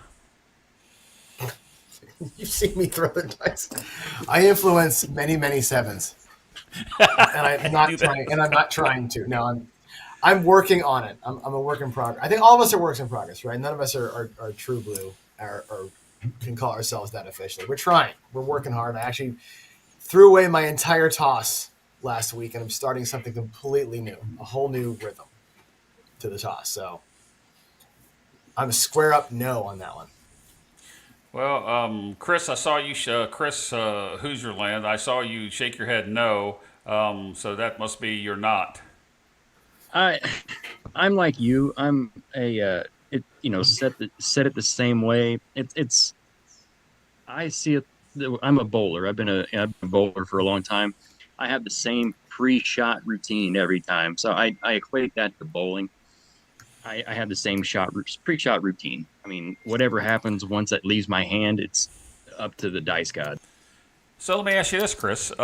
If you miss your mark on the lane, like you do miss your landing zone on the table, what do you do to adjust? My mark the next frame. that's the best thing I could do. Like if I'm off, an arrow or two, I just adjust my feet. You can't adjust your feet in craps or anything, but I mean, just try to hit your landing zone. That's it. Okay. Clay says that dice setting is a myth. There was dice setting and dice influencing, Clay. I think you've had too much. Scott, Ed, thanks for stopping by. You said goodnight. I'll be talking to you later in the week. Anybody else on here want to claim to be a DI or what I consider myself as a rhythm roller? I'm with John. I can influence a lot of sevens. Anybody else? I influence the dice to get them from one end of the table to the other end of the table. All right. Well, Dustin, you set the dice when you throw. Is that not correct? I do. I've tried. I've dabbled in dice influencing. I like the dice. I like to keep the game a rhythm roller. I like to keep the game going as quick as possible if I'm shooting, get my bets in. And I like the dice just return the way they land.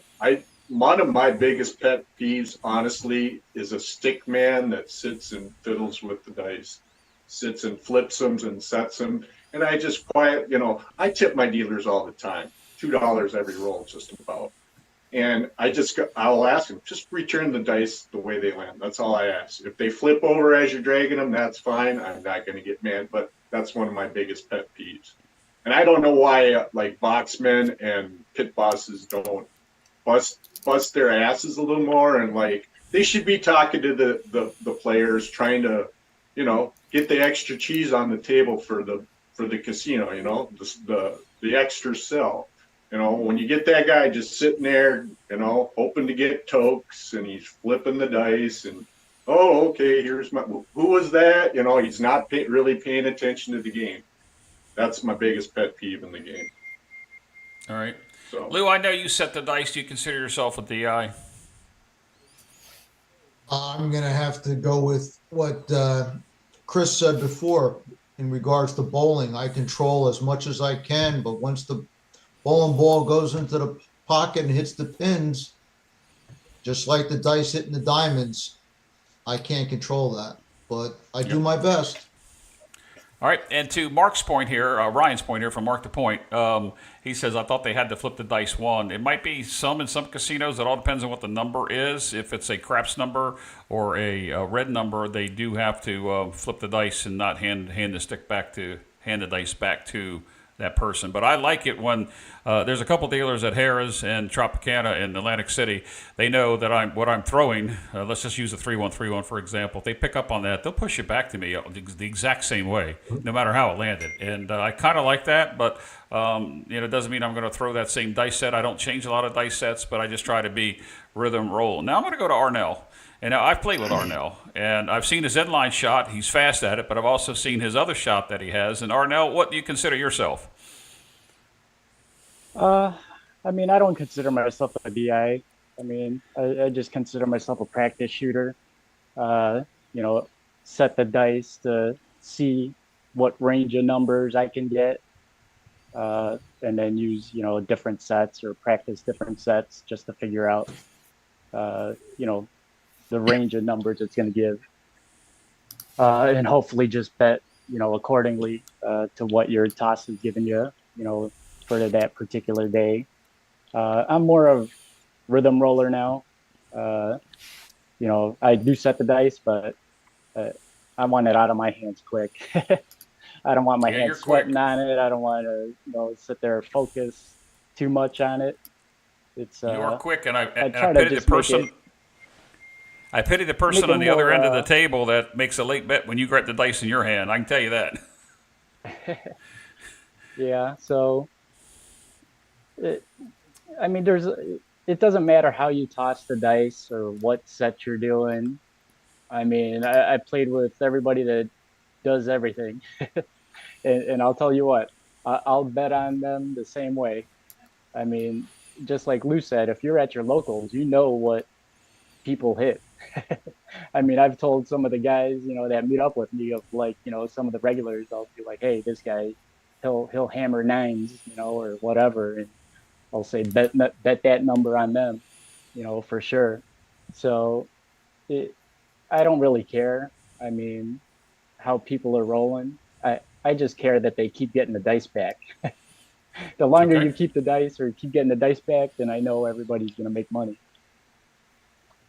All right, Leon and Chris Dice Dejan, any comments on this topic? Leon, you're muted at the moment. Okay. No. Like I said, one end of the table, the other end of the table. All right, Chris.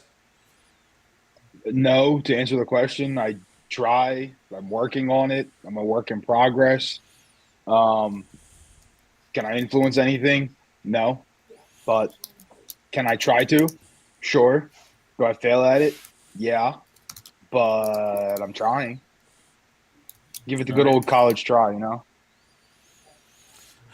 right, so let's go on Groupie did better on Thanksgiving.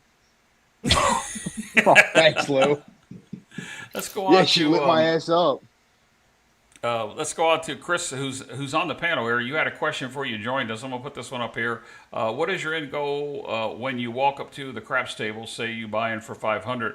What is your end goal? I always have the 20 to 30% mark before I feel comfortable. Doesn't mean that I'm going to stop playing. It depends, Chris, whether I have traveled somewhere, Atlantic City or Vegas, or on vacation on a cruise ship, how I'm going to play. In my home backyard, I have a percentage that I like to hit. And in my early days, there's a couple people in chat here will tell you that I've gone in, balled in, hit the 30% and cash out on the next hand and drove home. So for me, it's a 20 to 30%. I like to get there, and that's when I start becoming really aggressive. But I don't know how the other people on the panel handle your question. Anybody else? Yeah, I don't have any win goals or percentage. I mean, I start off low. I'm willing to lose it, but my intent is that I want to make as much as I can. All right.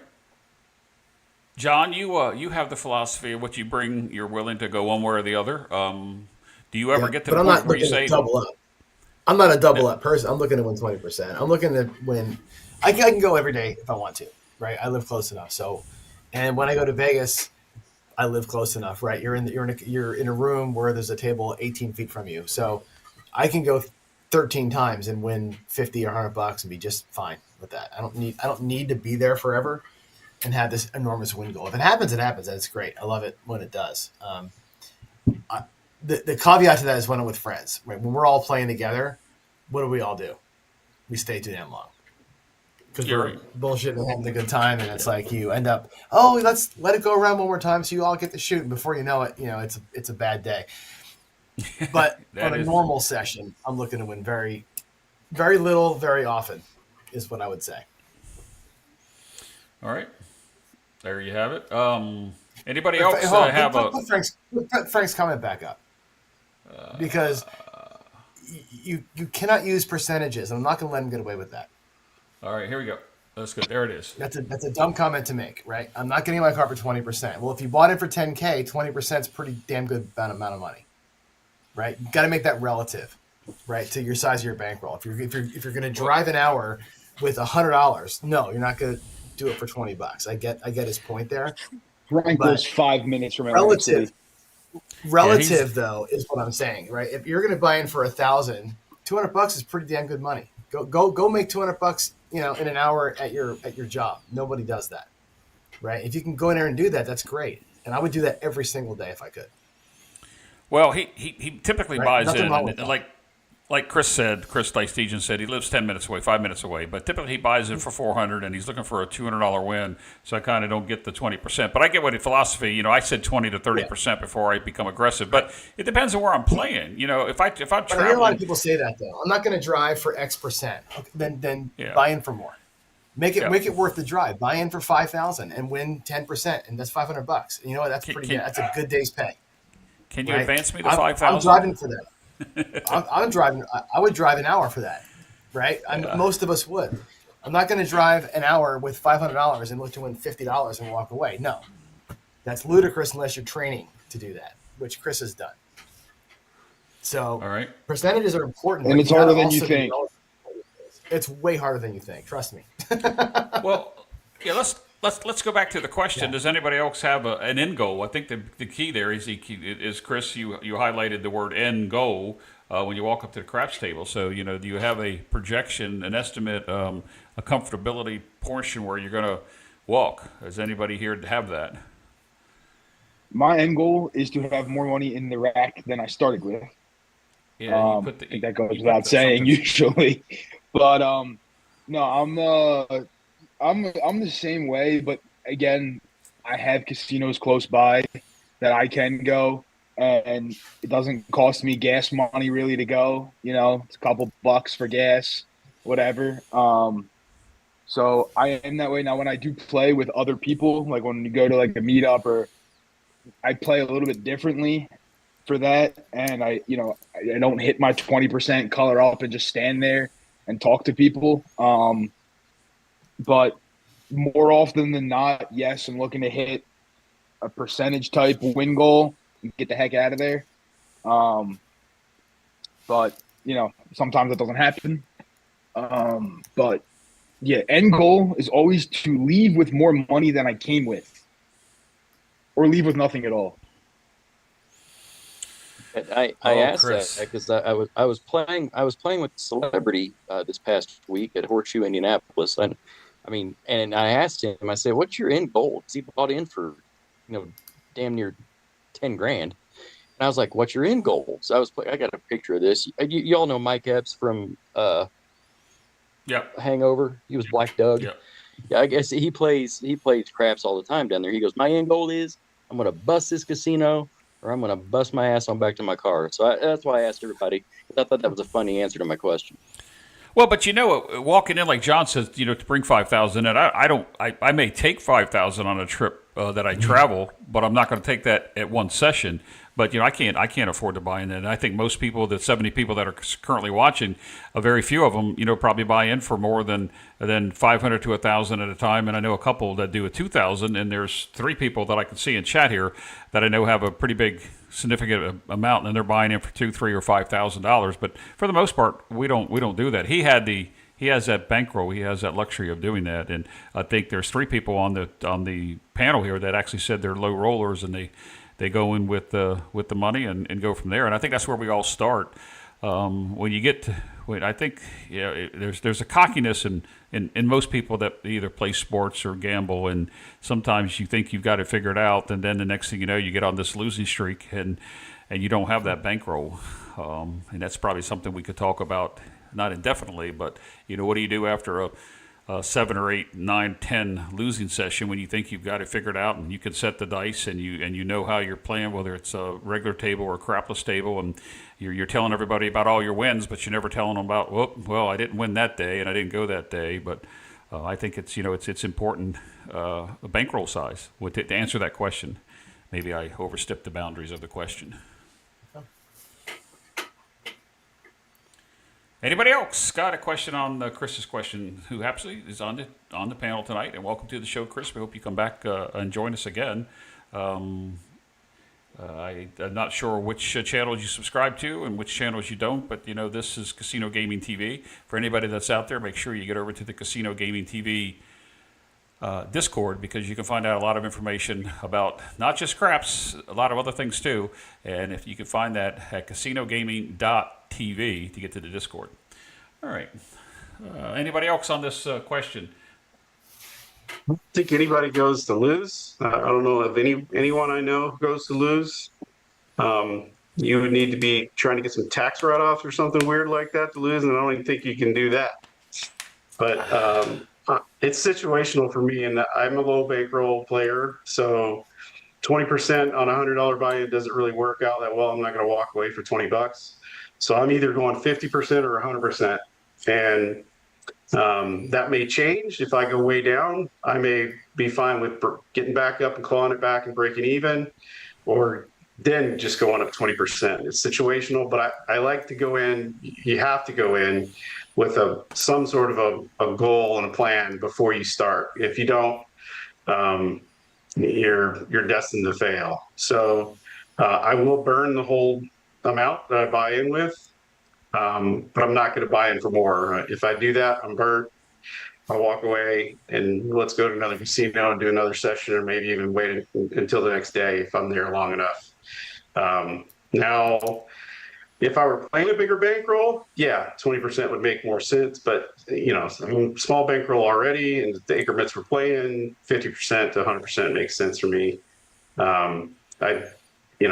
You don't always get to see it, but when you do, it's nice. And then you walk out with more money than you came with, like Chris said. So like I said, I don't know anybody who goes in there to lose it. And this goes back to one of the things we talked about at Craps for the Cure. You're there to play, or you're there to win. You're there just to play for your entertainment, or you're there to win. And then it's situational depending on that too. So when we're all together, I might be just there to play. I'm there to play and not lose a lot of money while doing it, and have some great stories to walk away with. See other people, color it big and have some great wins and have cool stories to go along with it, be it about winnings or about crazy things that happen at the table, or the chick screaming, the cooler lady screaming while Adam G was rolling there in Biloxi, or whatever it is. That's a different story than me just going by myself, and it's business. And I'm trying to work the strategy I'm working on right now and win. And it's definitely a different game when you're playing with people and you're there to play versus nobody there and you're just there to win. It's business. All right.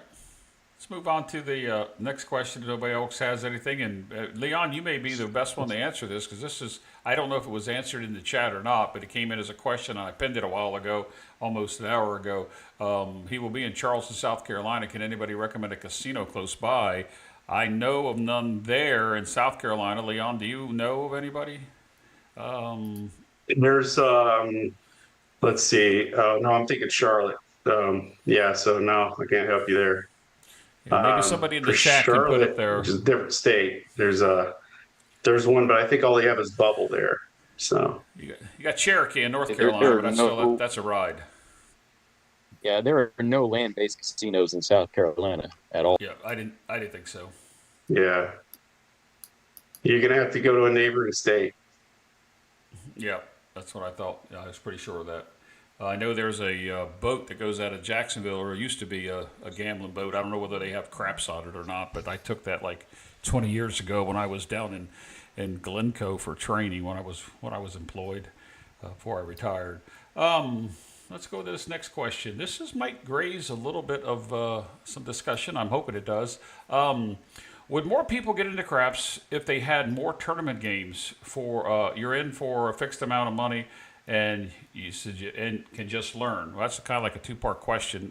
Tournament play has been asked about from a standpoint of a novelty on the electronic side. It's been asked about from the standpoint of casino gaming TV and having tournament brackets. I do know over on Jeremy's Color Up side, they have live fantasy craps dealers. They do tournament style.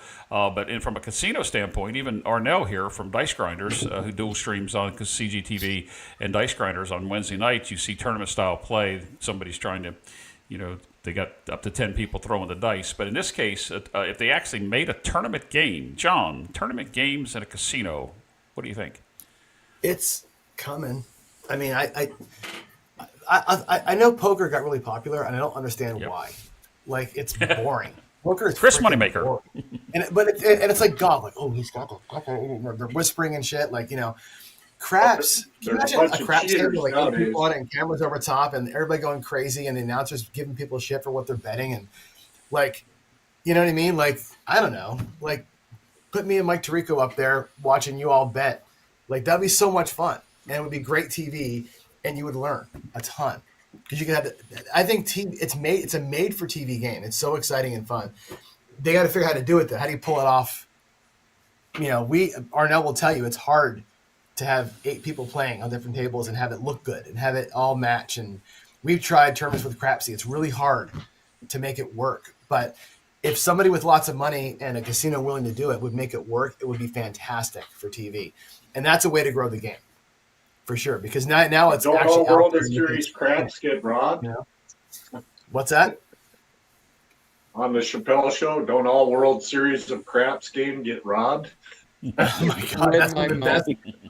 Literally one of the best videos of all time.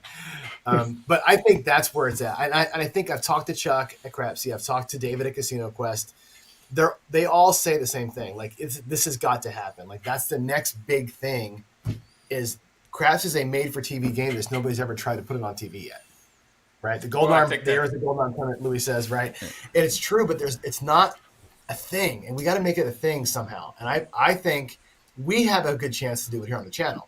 We can do some stuff and keep trying. I'm going to try to the tournament play, but it's hard. It's hard to make it. It's hard to make it engaging and exciting because it's a lot of just us talking and us being bad dealers and Crapsy being slow. And there's a lot of things that have to go right for it to go right. You know what I mean? But I think that question's great. Leon, you had a comment? Yeah, look at how complicated chess is, and they have big worldwide televised tournaments on that. So I don't watch them, but chess isn't my thing. But I think that there's a huge following. It does. It's on some of the ESPN channels and stuff sometimes. So yeah, it is definitely made for TV. It would definitely go a long way towards people going, hey, I really want to learn this game. And I think it's just a matter of time, I think, before it happens. We're in the televised age for sure. It's gonna happen. Yeah, I know that Chuck has a vision of taking Crapsy, like online Poker Stars and Full Tilt Poker and all those ones that before Black Friday or Black Tuesday or Monday, whatever, Thursday, whatever it was, and making it so that you can have people qualify, come down to the final 16, and then they go to a casino and they actually play there and film it or record it or stream it live, ESPN, whatever you want to call, that would do that. I know that there's thousands of people playing Crapsy. There's a couple thousand paid subscribers, but I think you're right, John. You the man. Fix it for us, will you? I'll do all I can. The one thing poker has going for it is that you are playing against another person, like you're actually taking their money. Where craps isn't like that. It's a common enemy kind of a thing. So for that reason, I get why it hasn't been done. But man, I just think a televised tournament would be so awesome. And there are tournaments out there. Like there are people in chat are saying there's tournaments here, here, here, and here. It's true. But unless you're there that day, you don't get to see it. Yeah, if cornhole can be on ESPN, craps can too. 100%, right? Freaking cornhole. You know what's worse? Have you seen foot volley? Anybody seen foot volley yet? That's electric, John. Dude, foot volley is. I got sucked into that one night and I watched it. And I'm like, I can't believe I'm watching this, but it's electric. That's on TV and we're not. Is all I'm saying. All right. Darts was on TV at like prime time spot during COVID. All right. Yes, I was betting on it, but it was on prime time TV. Darts. All right. I'm watching darts from a bar basically, and I've got 3 guys throwing darts, and I'm like, why the hell am I watching this at 8 p.m. on a Tuesday night on ESPN? But it is what it is. One thing with the tournament, I think it would be absolutely incredible, craps tournament.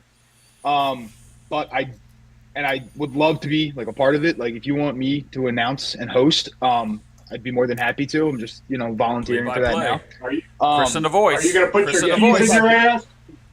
I mean, could you imagine? It'd be hilarious. I'd be just destroying people. But anyway, I think it would be very good for growing the game. I think the issue is for people trying to learn the game, they would have to learn elsewhere, because learning in tournament format is not how you actually play craps in a casino. That is correct.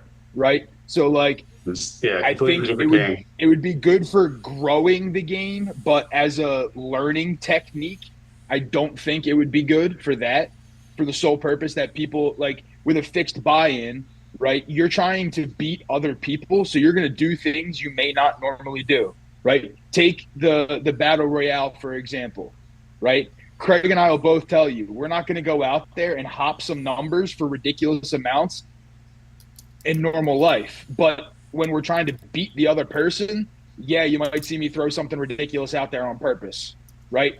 In the hope and prayer that I hit it. I don't. Craig does, but that is what it is. But tournament would be sick, just not for learning the game of craps. Right. Yeah. I don't want to promote my channel here, but Duracell has an excellent thing. Alfredo and I, we run mini tournaments all the time using Crapsy, some with prizes, some without prizes. We do it purely. My purely channel is purely entertainment. So there's a mechanism to do it there.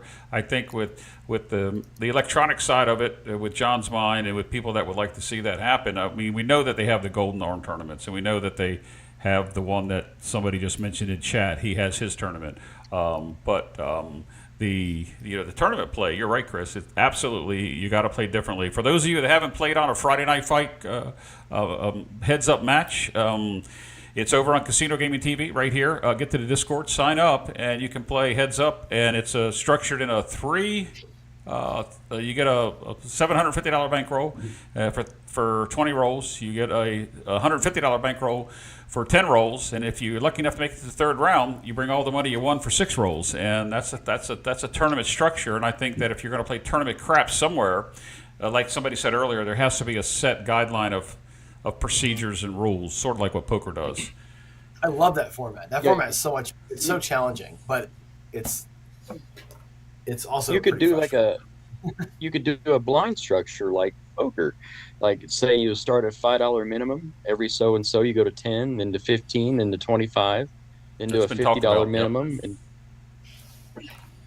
I think the thing is, you don't have Benny Binion. I'm sorry. Benny Binion made the World Series of Poker. The man was a promotional genius. Okay? You don't have that. And then again, you have so many casinos all over, again, over the United States compared to back then when they started the World Series of Poker. There wasn't even hardly any casinos, even in Las Vegas at the time, compared to the way it is today. Benny Binion was the genius behind that.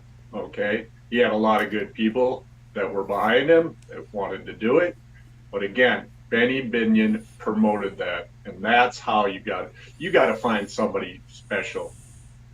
Well, from a casino standpoint, big as Dustin. that.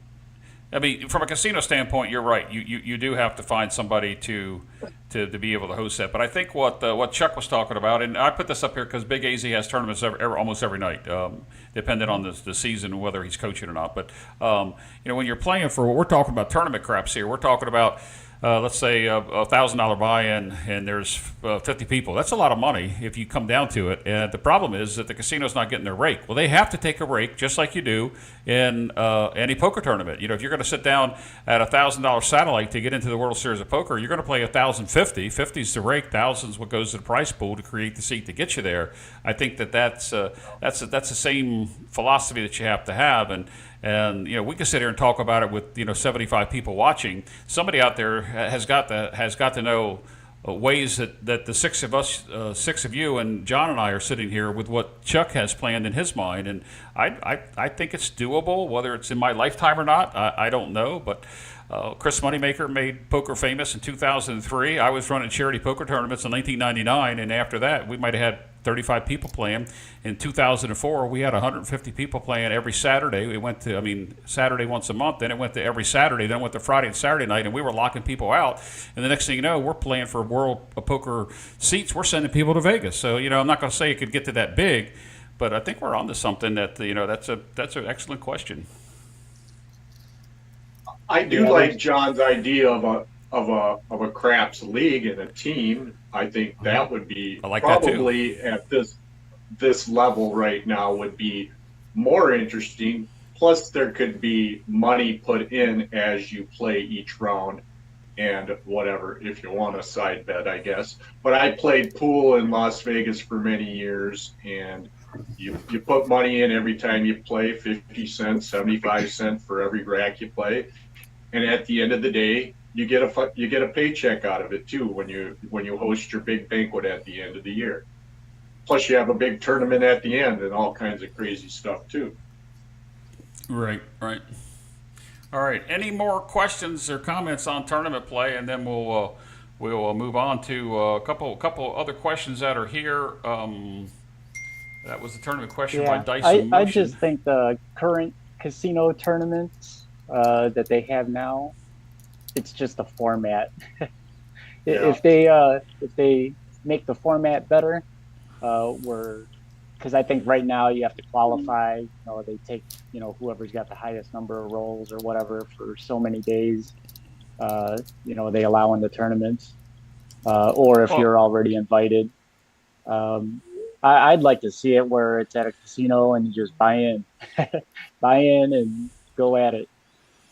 Well, we've had somebody on the show before, Ron the Don, that's from the New York, Atlantic City area, and he plays a lot of tournaments. That's what he goes and he does, craps tournaments. But I think what we're looking at, the people here and the people in chat, John and I, we're looking at a much bigger picture. We're looking at, starting out low, getting to an end point where the prize pool is humongous, but the casino is only going to do it if they can win money. If they can make money, and they're not going to make money off the hotel rooms and the food. They want to make money off the gambling side of it, I think.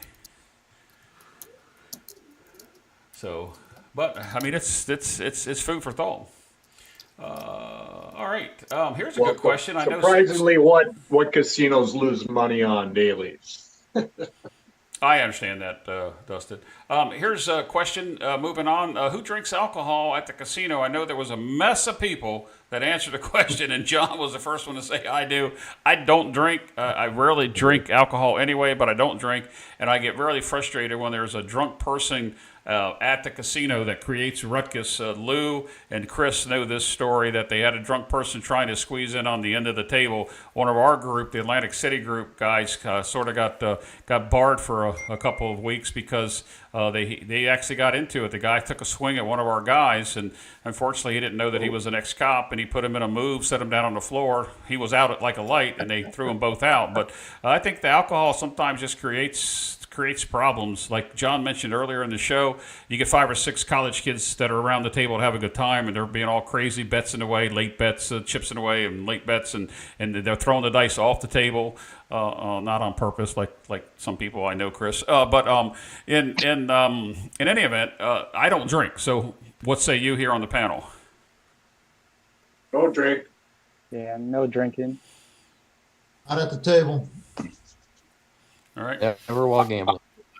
I used to drank. when I played, but now I don't. For probably like 3 years now, I haven't. I will drink after, but not during play. It's pretty bad when you're at the table. Chris was there when the dealers ask us to throw the dice at the guy at the other end because he's drinking. I think drink service is pretty slow, though. But I keep it I light. drink at the table. It comes very slowly, don't you think? It's like one an hour. I mean, one watered down Yeah. ass little tiny drink in an hour. To me, I'm a consistent drinker, but I don't ever get drunk. I just like the taste. Well, I mean, Not you know, saying John, I don't talk to you so much, you know? we've been I don't together, abuse and it, right? it's somebody that sips a couple of drinks. You know, like I might say, John, you want a drink? I'm going to get it here. You say, yeah, get me a whatever, and we get it. I mean, that's different than the stone cold drunk that comes up here. But the question was, do you drink at the it's a table? whole And I different think level. most of us said no. A few of us said yes. And in the chat, if you go back to that question 35 minutes ago, I think there was probably 10 or 12 other answers that went along with that. So he calls it, Red Eye calls it working. I'm assuming that he's talking about doing that. And Blazer says he has a drink or two. Let's go on to the next question. We're getting down. I to used the to. questions. I used to drink. Okay, is there a story that goes along with that? Used to drink? Is there a reason why you quit drinking altogether at the table? I have long COVID, guys. My liver and my kidneys shut down for a while there. I was in pretty bad shape. I literally lost 60 pounds of weight over COVID, and I got long COVID. Sorry My to hear kidneys that. and my liver don't work, and then I went to a hematologist, and they said you got to stop drinking. None of your enzymes aren't working or anything, and I eat 5,000 calories a day, and I cannot gain weight. Well, that's a lot of calories, but I don't drink, so really it doesn't. Very seldom, like Chris said, I'll have a nightcap with somebody if we're done playing. We've all gone and colored up, or we're getting ready to head up to the room, take your chips with you, and it sort of became a thing with Ed's group, the Brownwater Bash. We have a nightcap, if you will, and talk about how we played, how we didn't play, how some stupid moves that were made and so forth. But I don't like a drunk at the table, at any table, a poker table, a blackjack table, any table. I don't like drunk, and the casinos serve you alcohol for a reason. So let's go up to this question here. I think this might generate a little bit of discussion. And Craps Crusher, if you will, in the future, if you put a capital Q, I just caught this very, very casually. If you put a capital Q, if you have a question, it helps me queue the questions up for later. Do you think karma has a mental focus on the table, and the people around the table, like something being upset about a Packers hat or at the Colts table? So I think from a mental focus standpoint, the first part of your question caught my eye, so I put it in there. I think that the karma may be a thing, but I think from my standpoint, if something happens on the table, and I'm thinking, that's a dumbass, F him. And then all of a sudden it comes back, something happens to create that person a problem, or he loses his money or something. To me, I'm thinking, well, that's what you get for karma. Whether it's a real thing or not. Let's see what the panel says. I'm the only person here with the Packers hat on. I feel like that was pointed in my direction. Well, there's a Phillies hat over here, and Darnell's got his dice grinders on. I mean, Leon and I wearing the wear same my- hat. Lou, we're wearing the same hat. John, we all got the same hat on. Look at that, Lou. I should pump that up there. Thank you, I make Lou. sure I wear my Green Bay stuff to all the Chicagoland casinos. That's for sure. All right. So, what does everybody think about karma at the table, or as the question asked, we're talking about colors. Let's call it colors. If you're a motorcycle club, you wear your colors, and sometimes some colors don't mix with other colors, and you have problems. But I mean, karma. Chris, I threw the dice off the table 3 times in a row, hit Craig upside the head with one of them. Somebody may have said, well, that guy's going to 7 out, which I did. Maybe that was karma, but somebody's got to have a karma story out there. She's a fickle bitch. That's all I gotta say. All right. Yeah, I just Anybody? had one happen to me. I turned my bets off, but the dealers actually tried to pay me, and I told them no. I was off, and then they were like, "Oh man, I almost paid you," and I was like, "Yeah, we don't need that karma." It's better to be honest about the payments and stuff like that. Yeah, that question was pointed at me because that was my friend that asked me that question. He found your channel and he's needling me now, so that's where that question came from. Okay. Oh, nice. Well, welcome to both of you. We hope maybe Craps Crusher will come on the show a little bit later.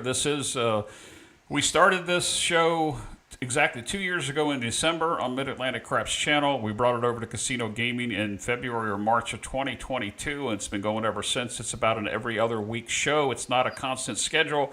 The creator of the show and the other co-host, beside John, is dialing from Skill and Luck. He's had a turn of events this past year, and he's with us in chat today.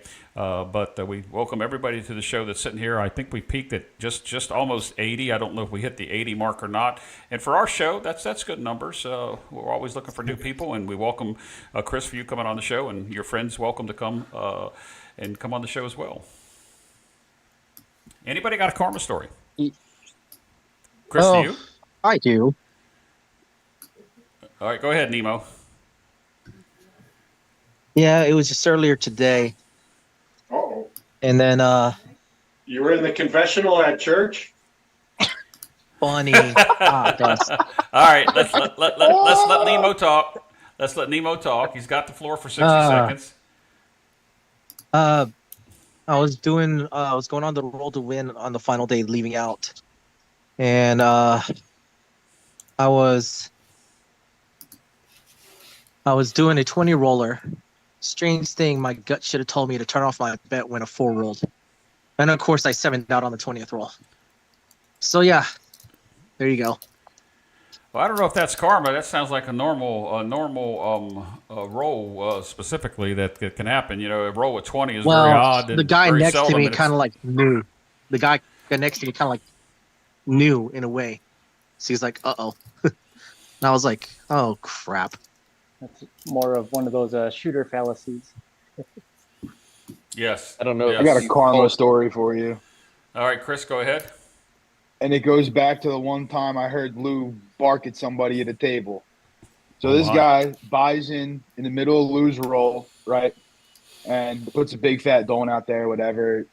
Lou, we all turned our bets off because we knew Lou was frustrated. 7's out pretty quickly after, guys cheering, whatever. I go to shoot. Then Anthony goes to shoot after me. And while Anthony's shooting, this guy, he was blabbing during my roll, blabbing during Anthony's roll.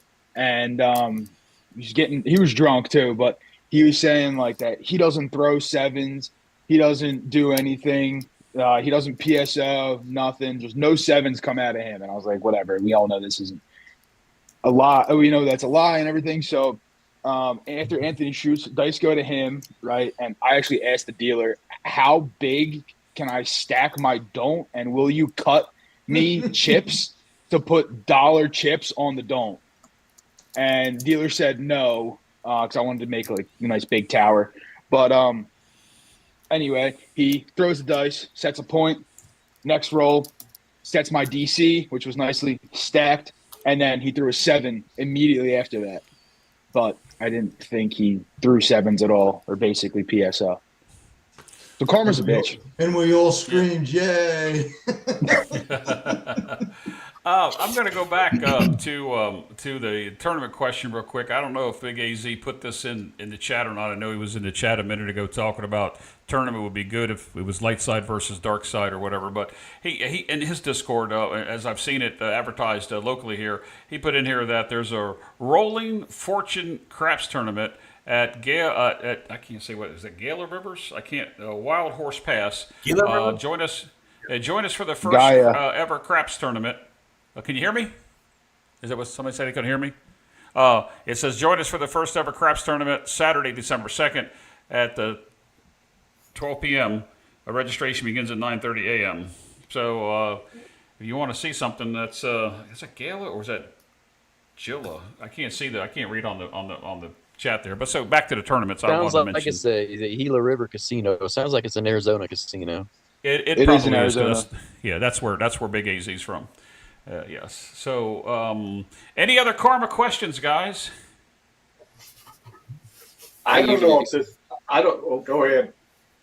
It's self karma. When I turn my bets off, I'll like tell my friend, the one that's in here, I'll be like, man, I should probably leave these bets off.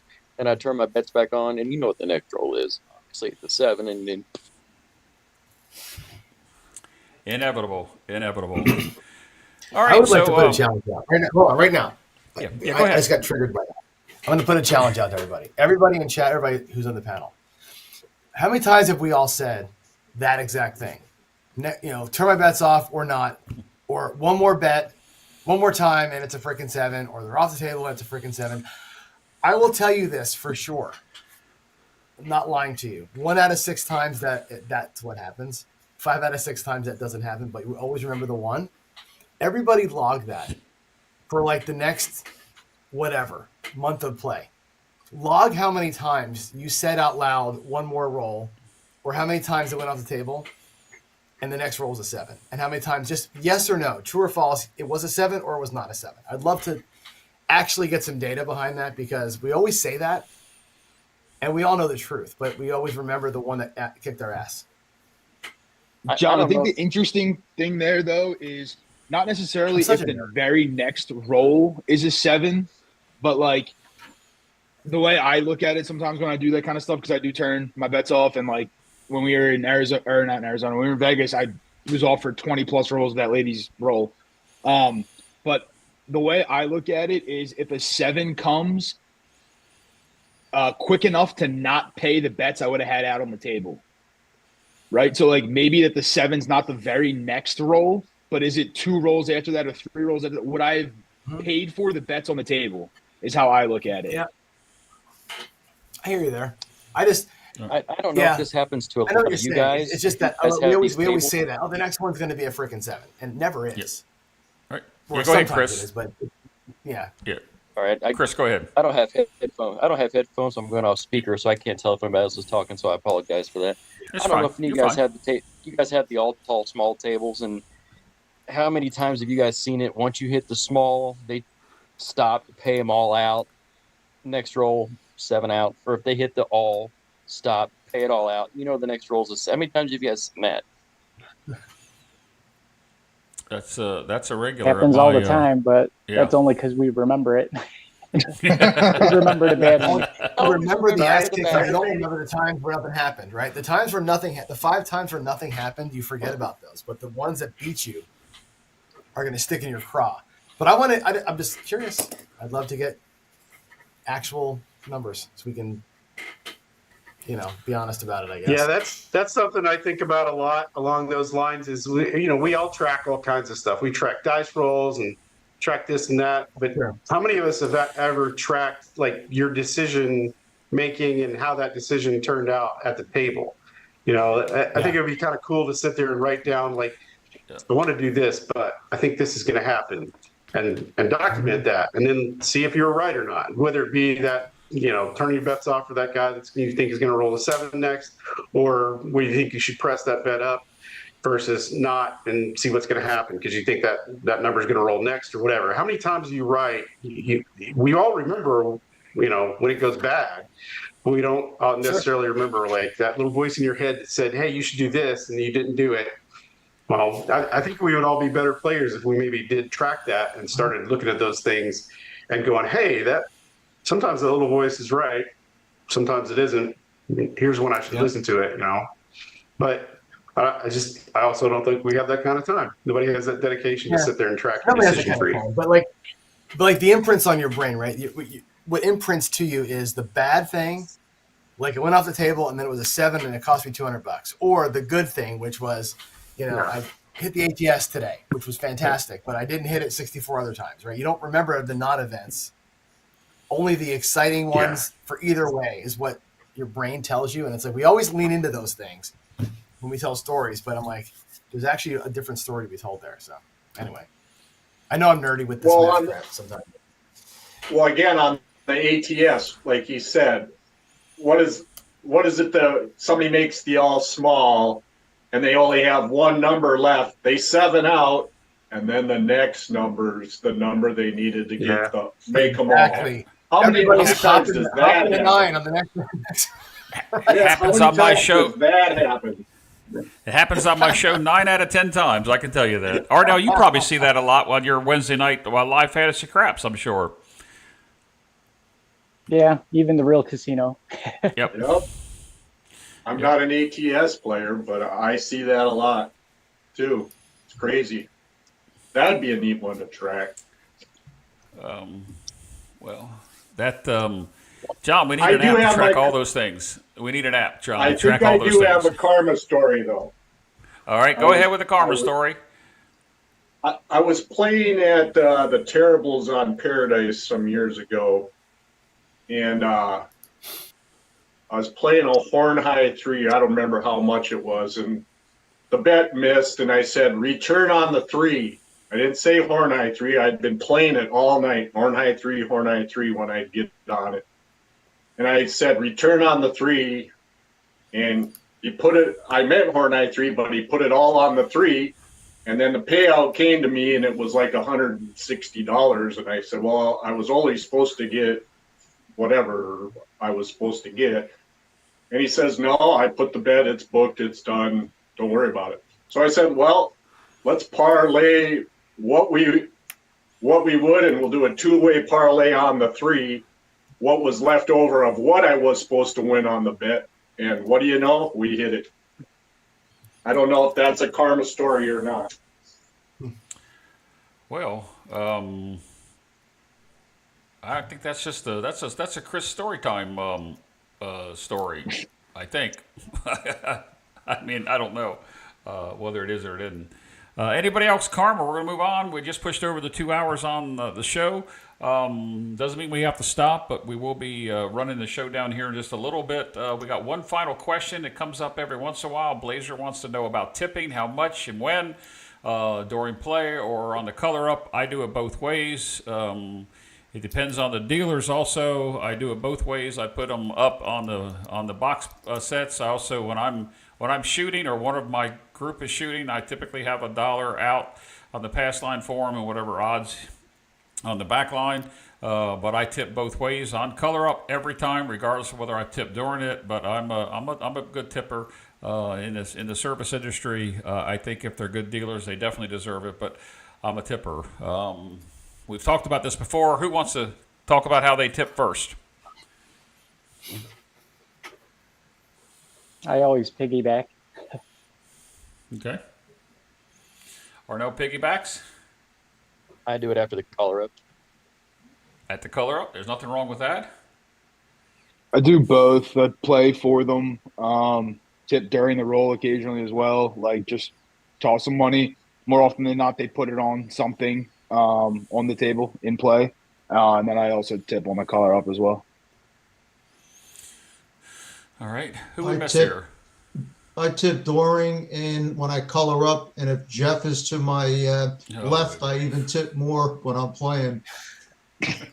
Lou, you know that's not the case, and I know you put that in chat, but I got to put that up there. That's not the case. You roll much better than I do, but in any event, who else did we miss here on the tipping? We heard Dustin said he tips $2 a hand each time. Nothing wrong with that. Leon, your tipping strategy?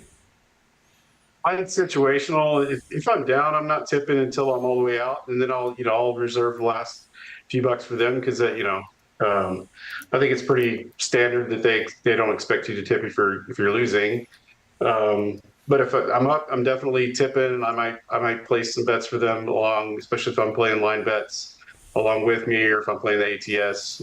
Rarely do I play that, but if I am, I might put them up on it as well. And that's actually paid off. I think we had a story about this during Crafts for the Cure about dealer actually paying you on bets because you were tipping. I put up. I had a set amount in my hand that I was ready to go for my next bet that I was putting up, and it was different from the bets that I've been putting up all night. Well, when I handed it to him, I told him to put me up on the line. Actually, I told him to put me up on the 6 and 8 and put him up with me.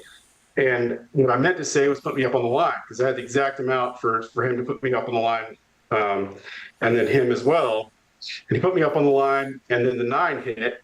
And I realized, like, right as the 9 hit, they're like, oh shit, I told him that wrong. And I said, actually, I meant to do so-and-so. And he had, the money I'd given him was perfect, the right amount for the 6 and 8. So he just said, well, we'll just do it on 6 and 8, because that's what I had said. But he didn't put his bets up. He just took the singles that I had given him to put his line bets and put them with my bet to make it proper. And then he realized what I was trying to do and said, well, we'll go ahead and give it to you. And he spread out his bets on the line, paid me for the 9 that I had meant to pay, and that worked out. And next hit, we hit again, and he and I both, the dealers and I both won, and it went off from there. But in my favor, what I meant to do versus what that's a rare story. I don't think you'll find many dealers who will get it. Oh yeah, I'll pay that bet. So it worked out. All right. Anybody else with a tipping story? John, you saw what somebody put up there in the chat. They like what you do. You walk up to the table. And do you do that all the time, or is that occasional, John? All the time. I buy in, and I literally, like, $25 goes right at them when I first buy in, because I want to just kind of set the standard, like set the tone. Like I'm on your team. However, I will not bet for them during the game. Maybe a piggyback on my pass line. I'll always bet the ATS when I have the dice for them, not for myself always, but I do it for them.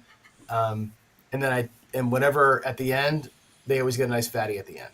So I bookend my tips, and they start to know me. Like now the dealers know me, like locally. And when I was in Vegas at the Sahara this last time, they just, like there's no like weird side eye, because I don't do the across bet for the dealers. I don't do that stuff. I don't like throwing money away. And so it's fun to bet for them, and I think they like it, but ultimately, most of the time, that money goes back to the casino, not to them. And I'd rather make sure that every penny I put up for a tip goes to them, not to the house. And that's kind of my thing. And I get this analogy a lot. Like if you went to a restaurant and they told you that you're going to give a tip for your waiter or your waitress, and they're going to roll a die, and if it's a 4 or a 5, the house is going to keep the money and the waitress won't get it. Would you ever do that? Like you would never give that tip to it. You would never tip that way in a restaurant, right? I'd hand that person the money and say, thanks for your great service tonight. Like that's the way you do it. That's how I look at dealers. I want to see it go into the box, not into the stack. So Right. I'm so anti-tip culture anyway, like in general, and like and for the dealers especially, I want to make sure if I'm going to tip, it's going to them. I don't believe that tips from the iPad go to the people. So I'd like to, if I'm going to give somebody a tip, I give them actual greenbacks. Go for it, Chris. All right. What do you think about people that tip other shooters and players instead of the dealers?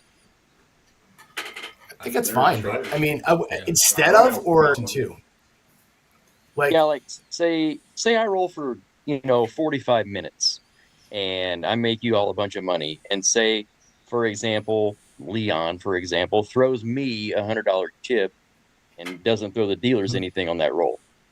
Well, he feels sorry for you because you're a Green Bay fan. that's a pity tip. Yeah. Chris, actually, we've had that discussion before, and it brings up a good point. I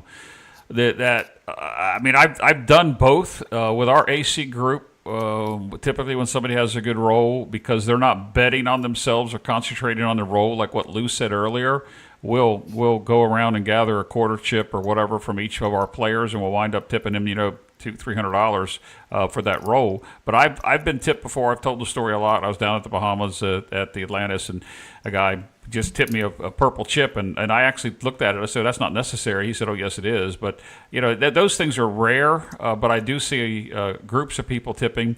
When we were at the Horseshoe, Chris did not bet on the lady that had the long roll. I tipped the woman $25, and somebody fussed at me because she had just won.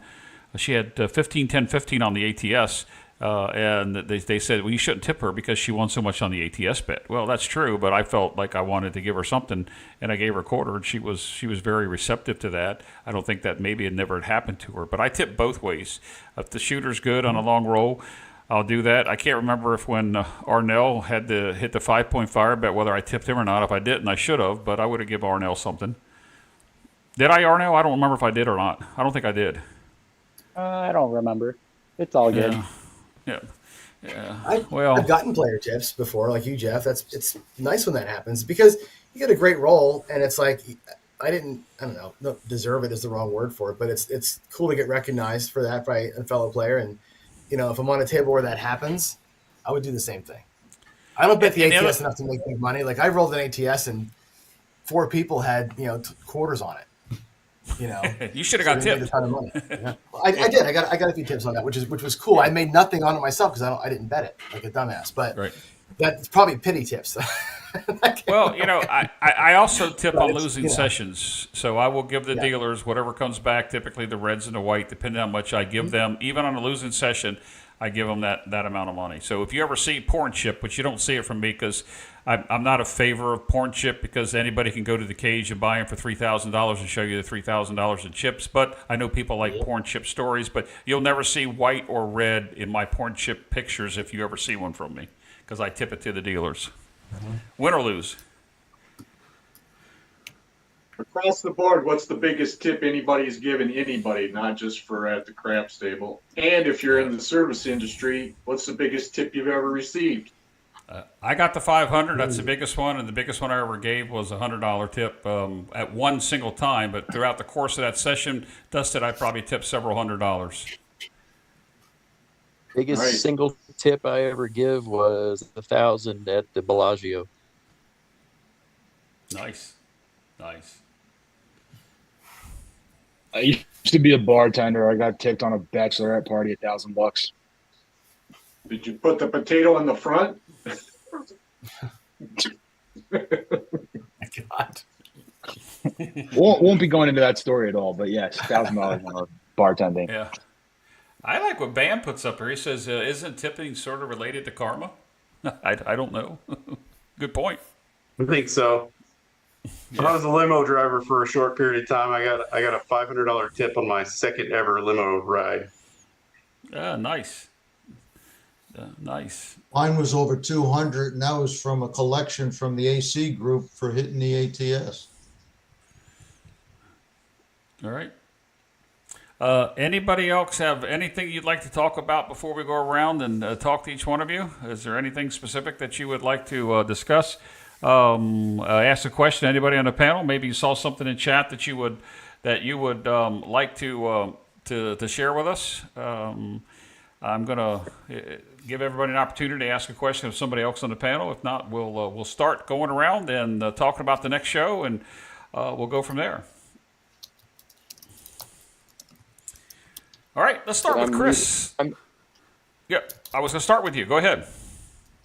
See, I'm new to this whole thing. This first time I've been on. This has been really enjoyable. I have no idea where any of you guys are from, except for the other Chris. I see he's got a Phillies and a bunch of Philly stuff. So I'm assuming he's from Pennsylvania. And He's from Philly, yeah, actually. and the other guy he's in Chicagoland. So I know he's 'cause I have no idea where anybody's from here. But it's nice to see like-minded craps players here. So it's nice to have this kind of a forum. Yeah, well, we've been around for a while. We welcome you. We hope that you and your friend Craps Crusher come back and join us again and spread the word and bring more people to the community. The Casino Gaming TV entity itself is created by that guy right down there. John is the creator of that, and he has good vision, and it's grown over the couple of years that it's been out. There's so many YouTube channels that are out there that bring you strategies and discussion and play. Offline, I could recommend several good YouTube channels and tell you a couple to stay away from. But we're glad to have you. And anybody out there that's watching, out of the 60 people that are still watching, come join us on the screen. It's not that difficult. It's a Zoom connection. We do have a couple guests lined up for the future. We've got David from Casino Quest coming up, probably going to be after the first of the year. John and I talked to him while we were out for the Craps of the Cure, and he seemed eager. What you think so, John, that he seemed like he would like to come on? He's all in. David is so cool. Yeah, he's all in. I got oh my gosh, her name just escaped me. Her card's over here. John, help me out. Oh my gosh, I want to say Katie from the Craps. Oh, Lori? The Craps female group that Carrie. did the boys. Oh, Carrie. Oh my Carrie, gosh, I feel so stupid saying that. Carrie's going to come on. We'd like to get more women involved in this show as well as in the Craps. She's going to come on and be a guest. Cool. And we have a couple people coming back. We know that Gargoyle is going to come back and join us at a time, and I hope we get El Toro back on the show here at some point too. So we got some guests coming up, and I know that Wager right now, Jacob is tied up doing something, but we'll bring him back on the show as guest. This show tonight's been absolutely fantastic with the panel we had, the questions that were asked. So let's go over to, since we went from Chris, we'll go to the other Chris, Chris Dice-Dejan. I know that the earthquake measured pretty heavily there at the end of that overtime game, but tell us what's going on in the Dejan land. Not much going on in Dejan land, to be honest with you. Just degenning it up, But great show, as always, Jeff. Thanks for putting it on, and for everyone in chat land. For all the great questions and panel. Always great to discuss matters with you all. And Chris, great name. Pleasure to meet you. And looking forward to more things to come. All right. I will let you know to the other Chris that Chris Dice-Dejan has a channel. It's called Dice-Dejan. I have a channel. It's called Mid-Atlantic Craps, so I'm located in Maryland. Chris is in Philly. Leon, we'll go to you next, and then to Arnell. And Leon has a Craps channel, too. It's called Great Craps, spelled the way he's got it on the screen there. Leon, what's going on in the Grapes Craps world? Well, work. Lots of work lined up for December. My next chance to play won't be until January. I was telling you the pre-show there, we just went to Denver for the week for Thanksgiving week, and I got the opportunity to go up to Blackhawk and lose some money there. But not much, but I just wanted to see it. And I've seen a lot of comments and stuff in different chats and Facebook and so on about Blackhawk. So I want to go see it for myself. And kind of a mini Vegas in the mountains. It's kind of cool. I like the mountains. So if I live there, I might find my way up there more often. But alas, I don't live in Denver. I live near the beach. So yeah, January will be my next time to go to Vegas for work, and I'll be there a whole week. So I'll get some playtime in there as well, unless I decide to go down south for craps beginning here in Florida. I'm kind of toying with the idea of maybe taking a weekend trip the weekend they open that up, and going down to maybe Tampa or the Miami area and checking out the brand new tables they got there as they open those up in Florida. I'm up in North Florida, so they don't have any of those up here.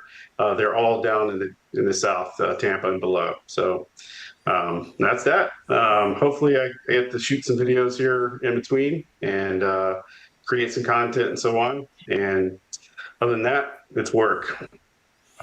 All right. Well, thank you. You actually was answered a question, I think, from Chris's standpoint, the new Chris here. He wanted to know where you were from. And I'm going to switch over here to Arnell. Arnell, if you want to tell Chris and anything about Dice Grinders and what you do on Wednesday nights and where you're from and where you play and what's going on in Arnell's world.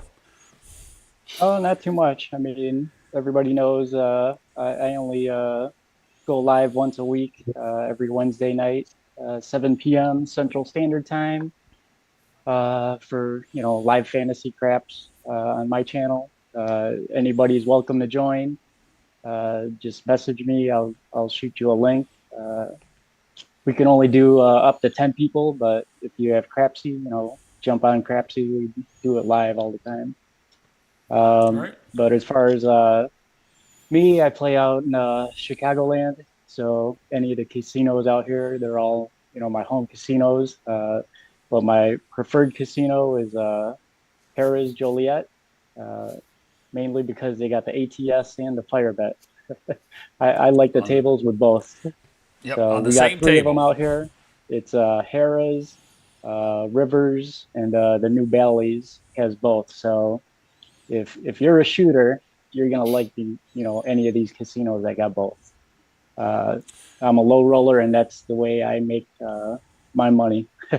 I'm either go big or go home. So, I'm willing to lose what I go there with, but more than that, I want to leave ahead, quite a bit. I don't care about percentage. I just want to make a lot. All right. Thank you. And well, welcome back. I know you're typically in the chat on the show. I'm glad you decided to join us tonight, and you're always welcome, Arnell. Super nice guy. I've met Arnell and his wife and had a real good time with him back in June. Lou, you don't have a YouTube channel. You watch a lot of YouTube craps channels. Thanks for coming on the show. Is this your first time you've actually been on the show, or have you been before? This is the first time I was able to actually hit the right buttons to get on. All right. Well, and in yeah, Lou's I world, enjoyed it. I'm usually in the chat, but this time I was able to come on live. I appreciate all that you and John and Arnell and all the other providers do for us. I appreciate it. It's a great community we have here. It really is. All right, and let's go over here to, thank you, Lou. Let's go over to Dustin. Dustin, you have a channel, but you're more of a real live craps player because you live and breathe the stuff, on a regular basis. What's going on in Dustin's world? Well, I had a very enjoyable Thanksgiving with the right people, the right food, the right drink, the right laughs, a lot of crying too, but it was a great Thanksgiving. My wife hit a monster keno over the holiday, cashed out Nice. for $15,000 plus $2 bet.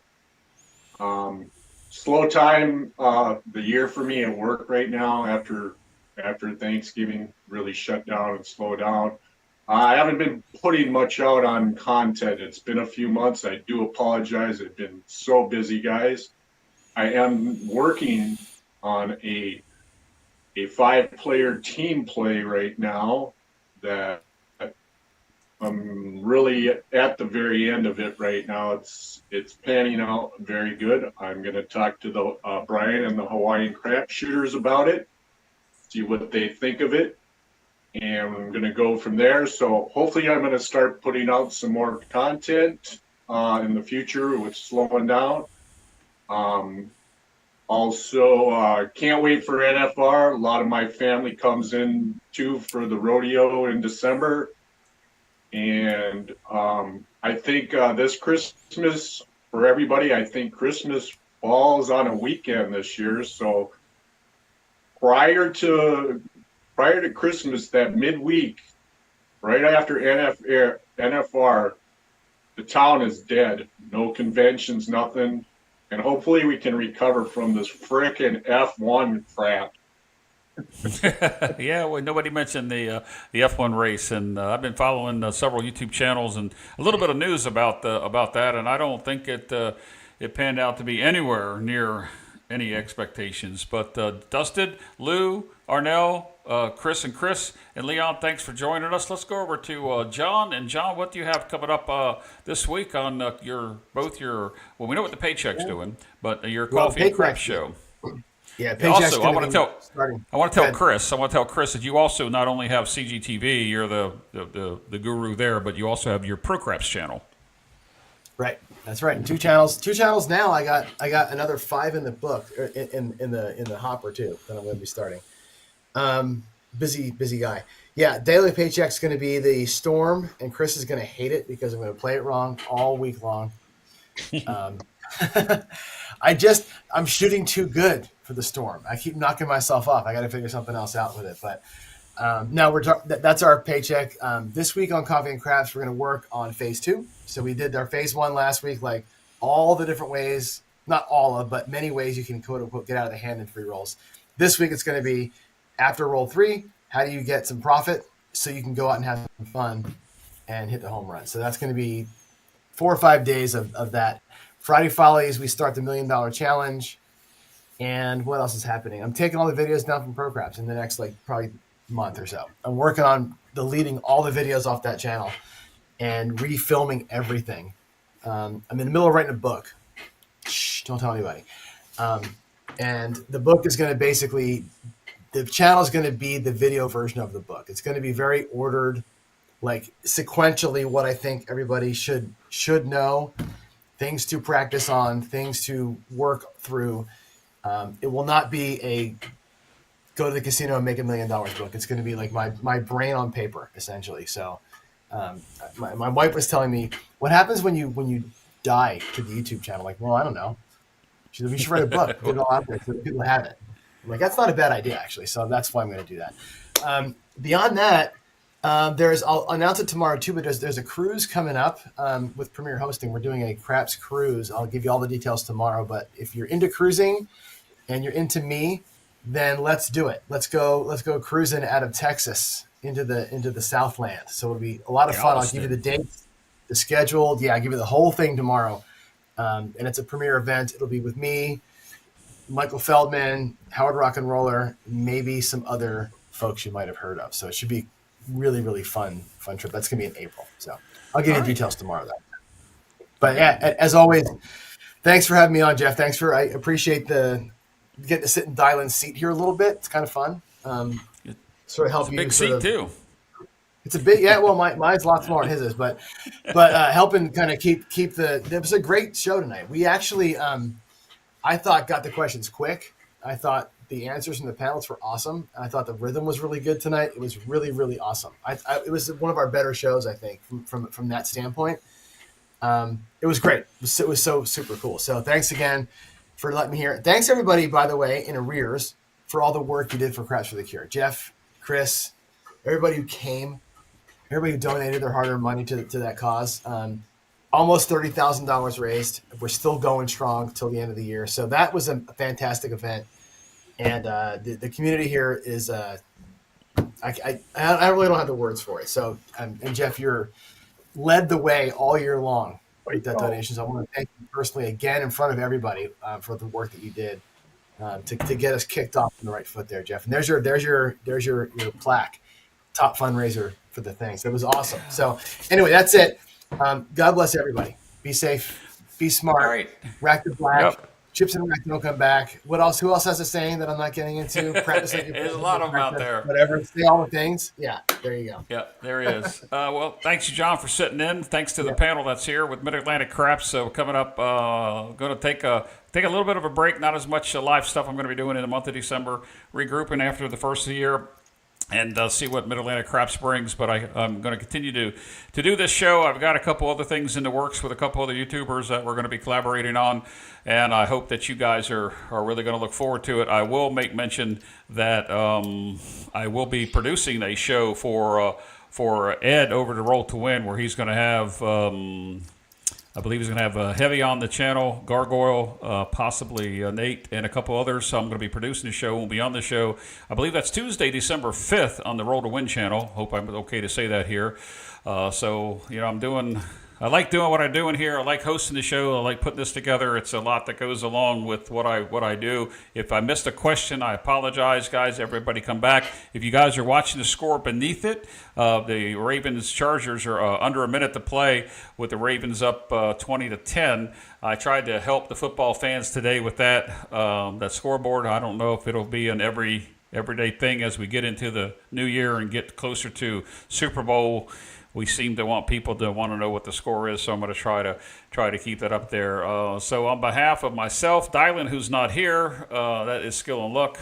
We are coming back. I'm not sure if it's going to be December 10th or the 17th, and that'll be the season-ending show for Season 2 of Craps Chat. And it could probably be both, but I can't do December 3rd. So it's going to be the 10th or the 17th, and we'll let you know. Just keep an eye out on John's shows during the weekday. He always announces it on Friday. And keep it look at the Casino Gaming TV Discord, and you can find it over there. With that said, guys, I hope everybody had a wonderful Thanksgiving. Please, keep your mind what the reasons for the seasons that are here as we get closer to Christmas. We'll see you on December 10th or the 17th. For those of you that want to know if there's an after show tonight, I can't stick around for it, but I'll leave the links up. A couple in Zoom have already left. Sometimes we have an after show. It's the same link that you can use to get in, and sometimes it goes hours, and sometimes it doesn't go at all. I will stick around a few minutes to see if somebody wants to come in. Everybody on the panel, if you can hang out just a couple seconds till we get out of the show. Till the 10th or the 17th of December, guys, on behalf of Dylan, John, and all the guests here, we'll see you. Remember, be safe, play smart.